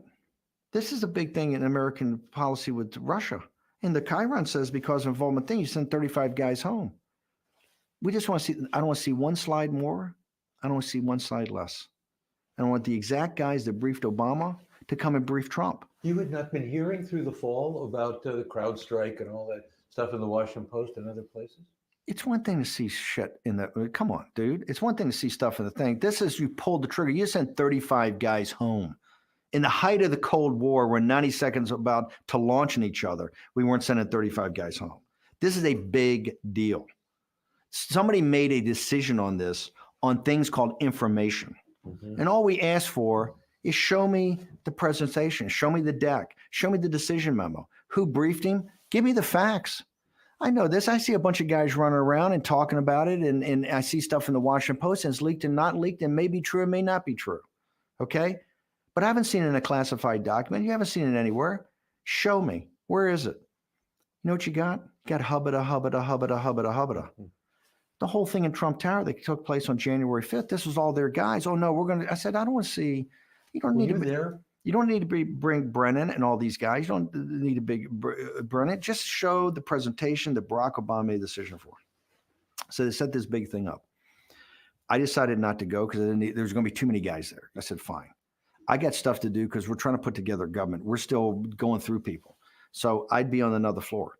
But what happened is you had a presentation of which many people, and after reviewing it later, hey, maybe not. Okay? Definitely not sending 35 guys home. Okay? Definitely not sending 35 guys home. And you haven't shown any I haven't seen any information that shows that level of direct involvement. Okay? And I'm not talking about a bunch of flakes running some trolling operation in Florida up on Facebook. Please give me a break. Okay? But in that presentation, that's when Comey comes with the side thing. Steele dossier. The Steele and so they come up to me and I say, what are you talking about? What do you mean a dossier? And they go, well, the guest, I said, no. It was in the presentation because the presentation's got stamped on it. DNI, CIA, DOJ, FBI. This is a formal document. It's been interagency. It's been approved. That's what we asked for. They didn't have it the first time. And nobody's ever asked this question. What did Obama see that Obama pulled the trigger in late December? Okay? They don't have it. They've compiled this thing, which I don't even want to see. This is a new thing. I don't care about this. I want to see what he made the decision off of. So they get this new thing, but it's all got the stamps. It's all interagency. That means a lot of guys at the working level signed off on this. He's got this sidebar thing. I said, no. You can't touch it. We don't do sidebars. It's either in the document as an appendix or it's not. What was he doing? I tell you what he's doing. I said it right there. I said, we're going to see this in the media because there's all these rumors this kind of stuff was out there. So you're going to see this in the media. What happened 48 hours later? This is what scumbags the mainstream media are and how gutless they are. 48 hours later, BuzzFeed, the standard of excellence in journalism in our country, prints the dossier with the link. And I said, here it goes, because in the New York Times, Washington Post, like, it's up, bang, bang, bang, bang, bang. They're reporting that this was given to the president, right? They're not reporting on the accuracy of it. They've been shopping this thing for months. The Wall Street Journal, the Washington Post, and New York Times, because they do have editorial standards, they can't back this up. They're not going to print this. But if it's in BuzzFeed and it says that this was presented to the president, then you've walked into the trap. That's Comey. Don't give me the Comey Boy Scout thing. He knew exactly what he was doing. He set up the president of the United States by giving him that thing and knowing that it was going to be leaked out to BuzzFeed. And then the whole mainstream media could report it, just reporting the news that BuzzFeed had this thing that had been presented. That's why he should have been fired. That's why I said this guy's got to go. He's a bad guy who lacks judgment. Even the guys in the FBI will say this because there was all this thing. He lacks judgment. Under pressure, he doesn't make smart decisions. That's why he's wavering during the whole campaign. You know, the Hamlet thing. Do I do it? Do I not do it? Do I have a press conference? What are you doing, dude? You're the head of the FBI. Make it act like it, right? Bad guy and makes bad decisions. That whole thing with the dossier was a total setup. And the dossier is just a collection. It's like a raw file in the FBI. Yeah. It's a bunch of guys saying stuff, etc. So that's why I thought, and I told him as soon as I saw that, I said, we're going to see this. And 48 hours later, BuzzFeed's got it. And then it's a massive story because everybody and all those guys had seen it for months as they shopped it around, but no legitimate news organization could verify any of the stuff in it. But they could link to BuzzFeed, who linked to the dossier because it was a news story. When you heard that it was Mueller, what did you think? Because we have somebody who quotes you in the film we made that said, Steve Bannon said, "Hey, watch out for these guys. They're killers." Well, so we when they fired the head of the FBI, we kind of get organized. Say, look, we gotta get a real director of the FBI now, right? A real guy. And what better way to start than Mueller, who's legendary, who passes the first time 98-0, and then they extend his time. He passes 100-0. He's a legendary guy in this town. He comes over we're going to introduce him to the president just so you can talk to him about the attributes of who the FBI director would be. And maybe if there's chemistry, and since he's a patriot, maybe my idea is maybe we can talk Mueller into being our FBI director and then we're good. Okay. Because we've got a legendary guy. So we're sitting there and I'm in that little anteroom with Hope and there's some people coming in and out. We're trying to clear because there's no announcement of this Mueller. It's not even on the schedule. We're kind of slipping him in the back door because we don't want to cause some big consternation, right? I'm sitting there and Mueller walks right up to me. Never seen the guy in my life. Walks right up to me and goes, how could a member of the senior naval service allow his daughter to matriculate at West Point? And I go, wow. I go, hey, how you doing, sir? And I said, listen, here's the worst news. She actually got offered a ride at the Naval Academy too and turned it down. And my family, so we laughed and because he's a Marine, we talked for a few minutes and went and I said, man, to know that he went through all that stuff just to do that, it was pretty impressive. And of course, everybody had told me, great guy. As soon as he spent time with the president, they visited with the vice president, I think Sessions and was in there. I think it was a good visit. And then, a short while later, he was announced as special counsel. And I just go, oh my God, this is going to be a grind because this is a guy that doesn't leave any stone unturned. I mean, now we've bought it, right? And this is going to be just a grind. And it's, this guy is a relentless guy. Not that we look on the collusion thing, there's nothing to hide, there's nothing to, but it's just the process. It's going to suck up a tremendous amount of time, a tremendous amount of energy. You're now into the whirlwind, right? You've reaped the wind. Now you're going to suffer the whirlwind. So I just thought it was just going to be bad. And it turned out it has been bad. I mean, it's been a real grind. Do you see a change in Trump since the naming of the special counsel? No. Same guy. Trump hasn't changed. Not, throwing much at the moon or anything. He's still in it. He hasn't agreed with it from day one. Yeah. I mean, he didn't agree with on the Comey thing. I mean, he said it'll never happen. They'll never announce it. And no, he hasn't changed. He thought it was, there's no collusion, so there should be no, why do you have a special counsel? And he was very upset when Rosenstein picked it. He's called it a witch hunt from the very beginning.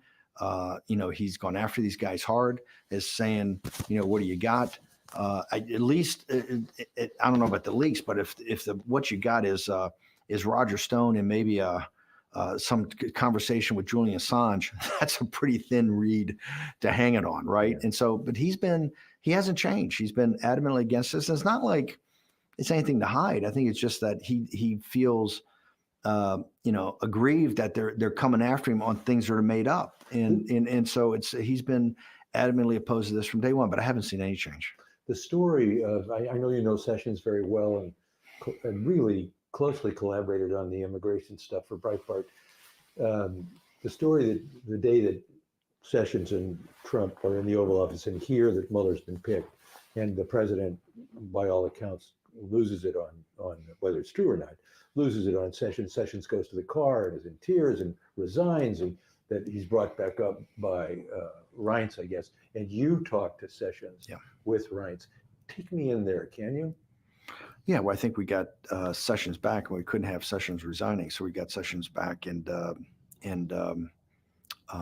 talked to him and realized to just put let's not do anything in haste. What kind of shape was he in?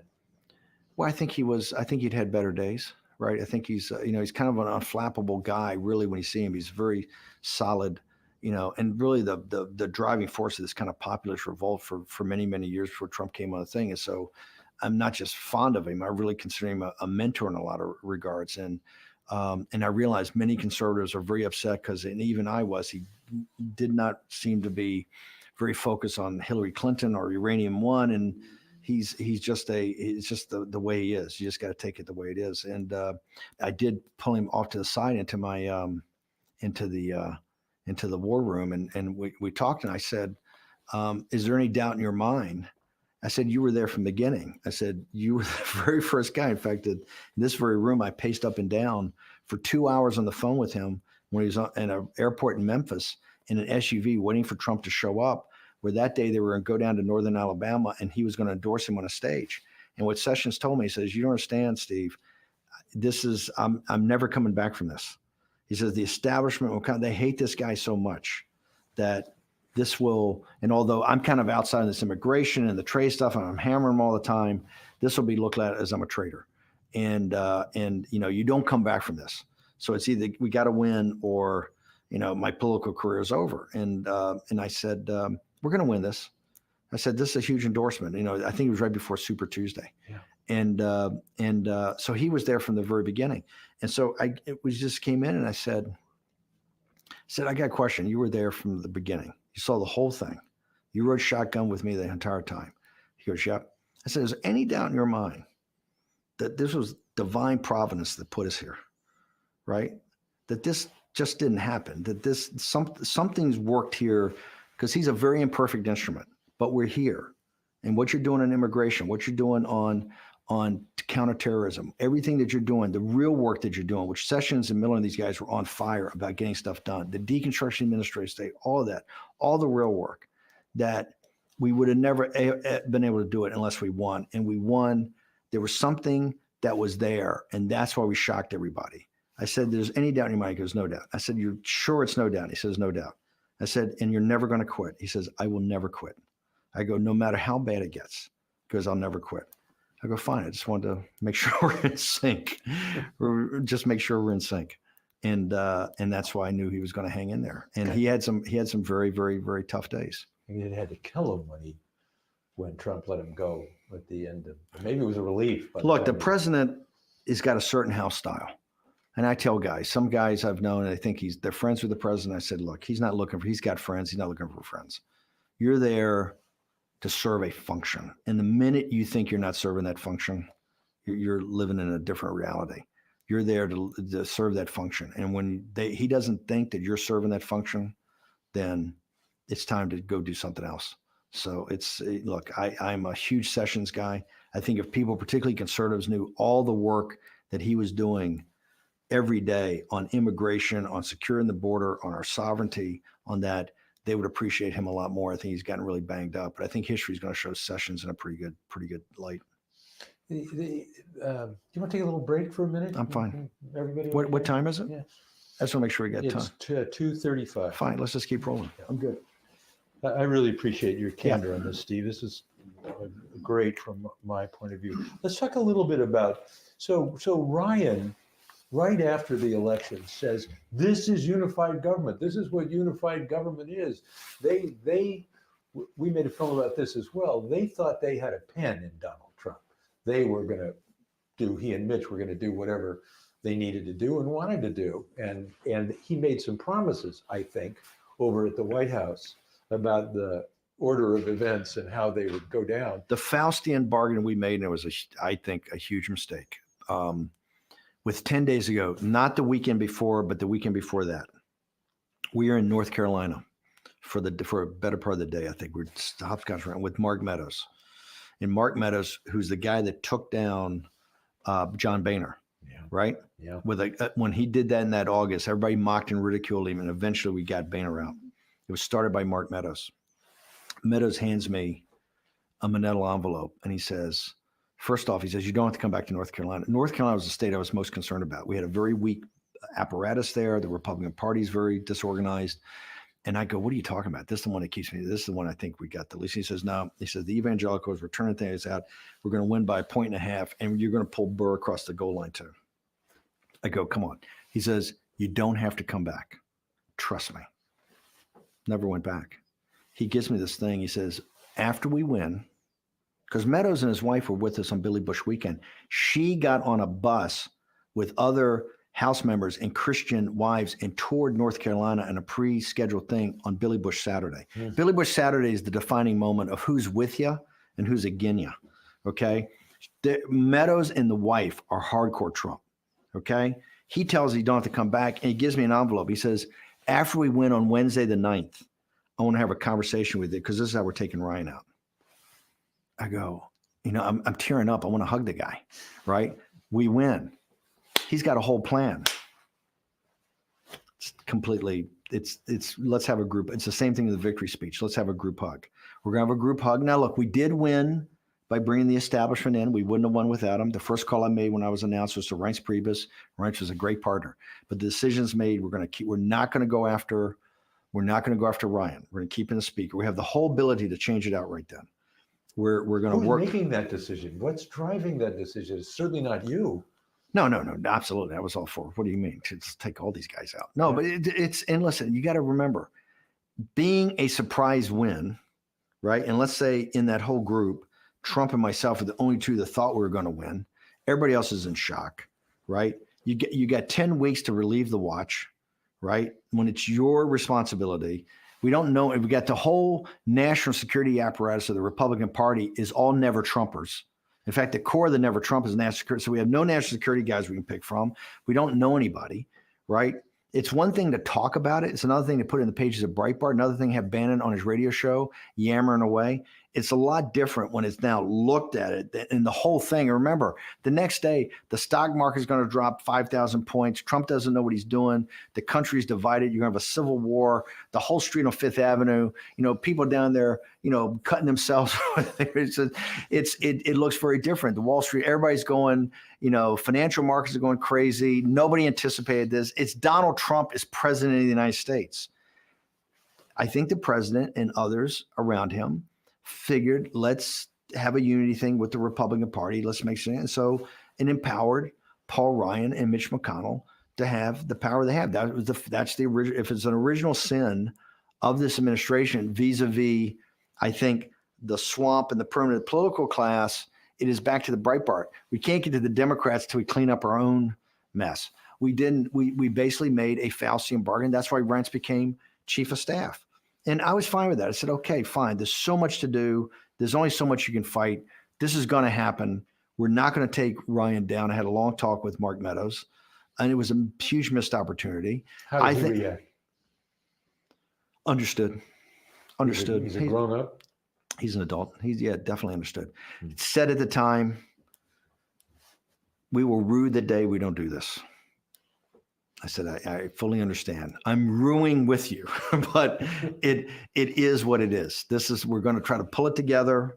We're trying to work as a team, and we're going to see how this thing plays out. That one's in the first 24 hours. The first 24 hours that decision's made. And many of the things from it, I think everything you need to know about Paul Ryan, he quit. He essentially quit. He didn't want to defend the House. He didn't want to go through the effort of having, because it's really going to be 18 was going to be a referendum on Trump's 2 years. He didn't want to defend it. He didn't want to go around, so he didn't. And he also, if he stuck to it, he didn't want to campaign with Trump in 20. It's pretty obvious for me. He has a total distaste for the president, and he doesn't hide it very well. Let's talk about the repeal and replace of Obamacare. We don't have to go into all the House shenanigans, but it is, let's end it with McCain's thumb down and the president. Well, it's something very more important than that. Remember, this is in the sequencing, repeal and replace, and that's where the establishment, and Ryan says, I got this. Tom Price is the smartest guy in the history of Congress in this thing. He's going to be the head of DHS. We've voted 50 times to repeal this. This is something we own. We know this better than anybody. And it was evident in the first 2 weeks as Trump kept pressing down and asking questions that the Republicans, the establishment, didn't have a solution. When he put that thumb down in the middle of the night, what did you guys think? Well, it was out of nowhere. Remember, early in the evening, he was going to vote for it, right? It was purely a thing of vengeance. So in April, in May, in June, when this thing in death spiral of the first Republican establishment, and they're saying, hey, this is a great Faustian bargain we made. We get all the deal baggage of the establishment and none of the upside. Right. Here's why. They're totally and completely incompetent. They're not ready to govern. They're just not ready to govern. But that's another ball that the Brian, these guys, after 7 years and being so adamant that, yeah, we've worked on this, we got this, that thing evaporates in 90 days. And the repeal and replace becomes a fiasco. So tell me, McConnell, president really lets him have it after the Obamacare thing fails in the Senate. What's up with McConnell from your point of view? Is he the leader of the opposition party? Where is he then and now? First off, he's look, there's nobody I've had bigger disagreements than Mitch McConnell, because to me, he's the epitome of the establishment. That being said, if you're a conservative, he essentially saved the country. He fought for all those years and kept 140 federal judges, and I mean, in the Supreme Court. This is why the campaign was so important when I stepped in there. The country's on the line. Remember, the reason Merrick Garland's not in the Supreme Court is because Hillary Clinton, these guys didn't think it was progressive enough. They were going to have their own pick, right? He was too moderate. It's kind of like Obama. Yeah. He's too moderate. They wanted something more progressive. If we had lost in 2016, you're done for a generation. They were going to fill the court system. Then they had the courts, the legislative, and that was the thing of reason I stepped in, because it looked like Trump's potential death spiral could take down we could lose the House, you lose the Senate even more than you lost it, and you clearly lose the executive, and you lose the courts for a generation. Mitch McConnell kept those 140 seats. Remember, the key of this is Don McGahn and McConnell, the deconstruction administrative state. That is the mantra of the Federalist Society, and that is the mantra of this thing about taking this fourth branch of government that's kind of metastasized to be all-encompassing. And it's, that's what Kavanaugh, that's what Gorsuch, that's what these guys are great theoreticians about this. So that is a whole nother line of work. That's probably the one legacy besides the confrontation of China he'll be known for, to completely redo the courts, right? At both the appellate level and the district level. Not just that, he may have I think he'll have 4 picks in the Supreme Court in his 4th term. So it's monumental. And Mitch McConnell brought that on. And honestly, that is Mitch McConnell's. He's spending more time focused on that than he is on this other stuff. So when you say Trump reason the Riot Act, I never saw that. I always saw a level of respect, disagreement, but respect to the two. But Mitch McConnell I've always looked at Trump as just somebody who's passing through town. Right, he's the majority leader. He's a big institutionalist, and he is looking at this fundamental change in the courts. And so, no, I haven't seen him, radically support the president. Generally, he'll do more because he's up for re-election in 20. So he doesn't want to, some Tea Party opposition or some populist like Bevin did last time to try to go after him. Right. So no, but I haven't seen any. But I haven't seen, like, on the emergency. It's outrageous to me that 12 Republican senators voted against the president on his core issue, particularly when over half of those guys are either in the Senate because of Trump. They pulled him across the finish line like Blunt. We got to remember, when at the end of the day, we gave Mitch McConnell his job. Burr in North Carolina, Blunt in Missouri, Toomey in Pennsylvania, a couple more were all Johnson in Wisconsin. There were 4 or 5 guys that were down that last week that all won. That was another big surprise to come across and to win the, That's right. that big win in the Senate. So that was all Trump, 100% Trump in this kind of populist movement. And McConnell, to me, has not been a big supporter. He's been a supporter of what he wants to support, right? Tax cuts he wants to support. The donor-driven tax cuts he wants to support, right? And if he wants to support, it gets done. On the wall, they've had no interest in the wall. So the wall, they'll just look the other way and now actually oppose the president, which he had to veto. Now, how much do you figure the list from the Federalist Society and Heritage Society that was given to Trump in March helped him with conservatives, brought him across the finish line in lots of ways? Huge. Remember, when I got in, I said, we're going to focus on 3 things. One, we're going to simplify this whole thing. Get 88 days ago, you're down by a bunch. Okay. We got to simplify.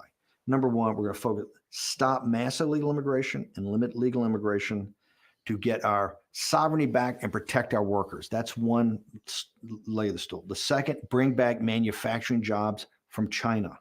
Okay. They're going to get that in Ohio and Wisconsin and Michigan. Number 3, get out of these pointless foreign wars. Those 3.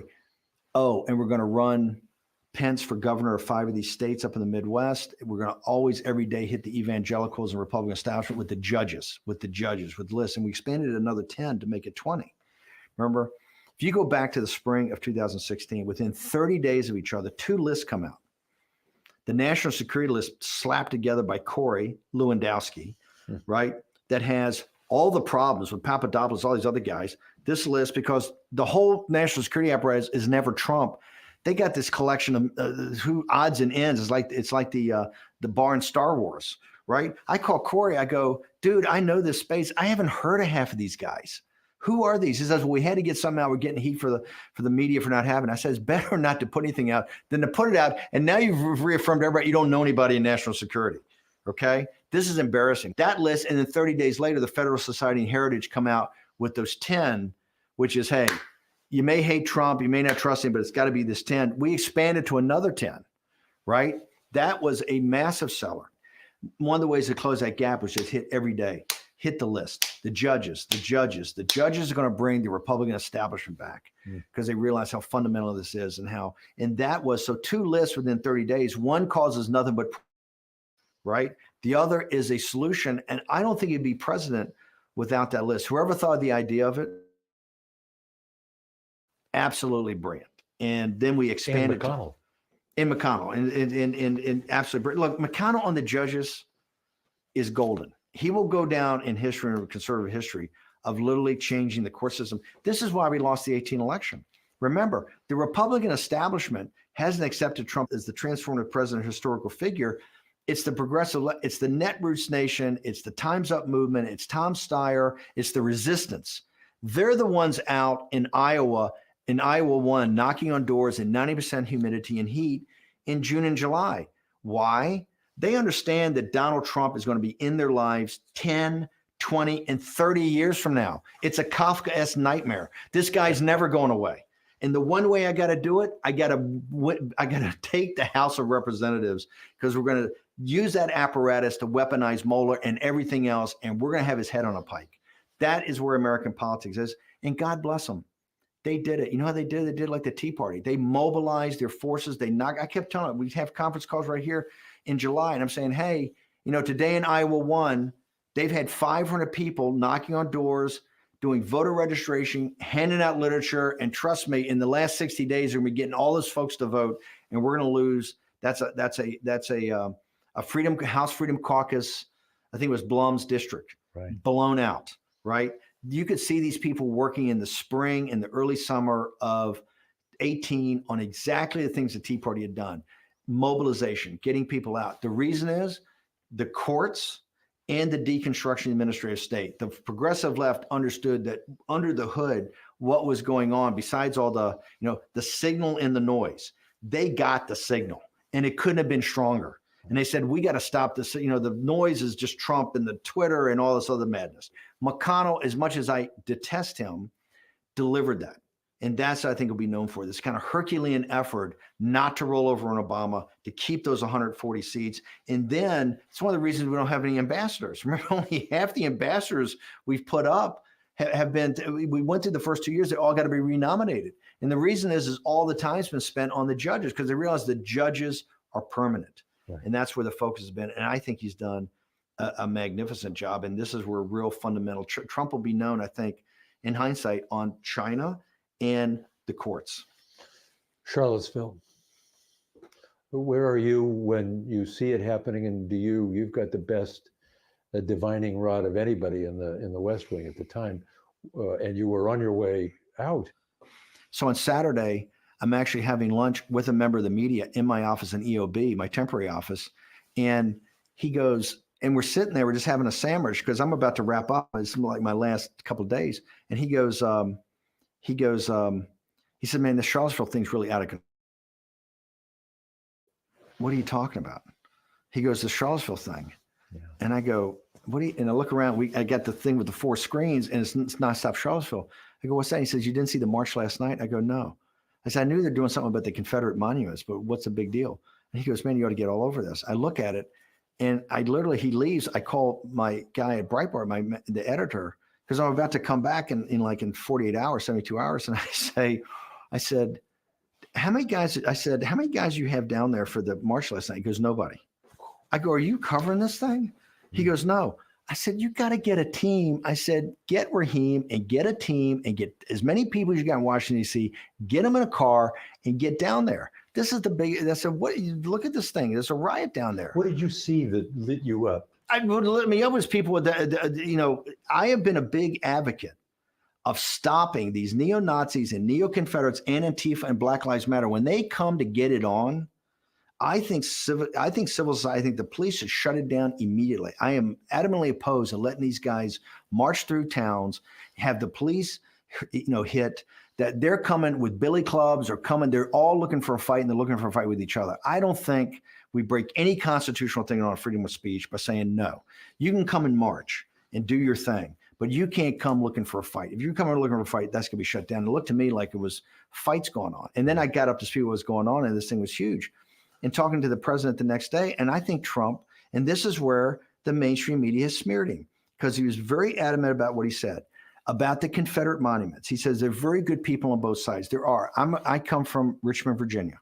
In the Commonwealth of Virginia, there is a heated and active debate about the Confederate monuments, all the battlefields, everything about cultural heritage, racism, all that, from 2 sets of people and voters. Democrats and Republicans and independents are having and this is all being worked out at the local level, at the Commonwealth level, at the city level. In my city, Monument Avenue, they're having all these discussions about that. They're good people on both sides. I understand the people that want to keep the Confederate monuments. And I understand the arguments of the people that want to take them down.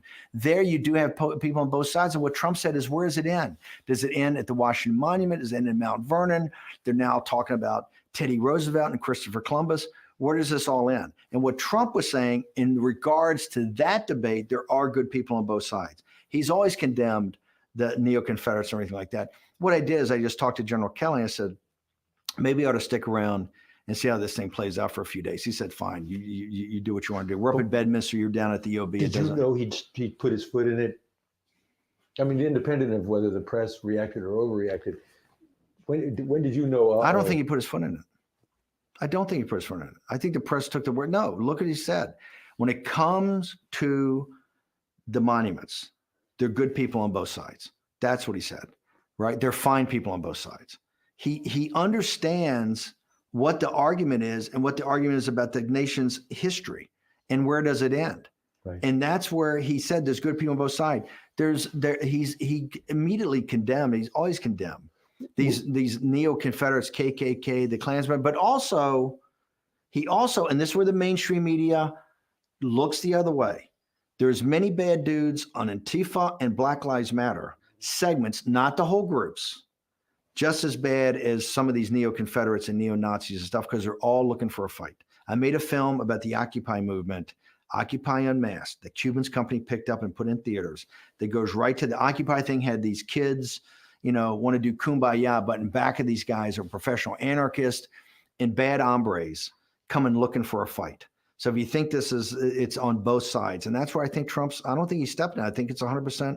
I think he's 100% correct. It's funny how he does that, and then he kind of tries to walk it back in one of the most stilted performances I've seen him do, and then he just can't help himself. No, because this is why he gets. gets spun. This is bad. This is bad staffing.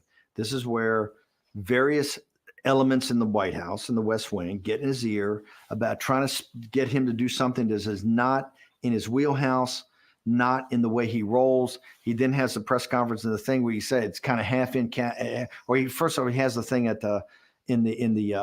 he flies back and has the thing in the blue room or whatever. Yeah. That is terrible because you're not either fish nor fowl. You're kind of, and you can tell it's very stilted as he reads it. Right. It's not Trump. And he's going to reverse field on you after that. That's why you can't do that. Let Trump be Trump. The nation voted for it. It is what it is. It's just not, if you try to do it, it'll be phony and everybody can spell the phoniness. And that's why I think he was absolutely correct on this. I think he just should have stuck to what he's sticking to. There are good people on both sides when you talk about the greater discussion on the monuments and our history and what those monuments mean. Either it's culturally positive for the South or it's culturally negative. And that will be worked out by citizens at the ballot box, essentially. Okay, which eventually it'll be worked out. Was he these bad guys? First of all, the neo-Confederates, neo-Nazis, KKK have no place in American political life. And to me, they're only blown up. What irks me, they're only made bigger. There's like Richard Spencer comes here and there's 3 guys march with Richard Spencer, but there's 200 reporters. Yeah. The Guardian's got a whole team and they're doing video and they make them seem like they're 9 feet tall. They're not 9 feet tall. They're all losers. They're all deadbeats. They don't add anything electively. They're all morally corrupt. Most of them are scam artists just in it to make money. Okay, it's another racket, right? It's a racket.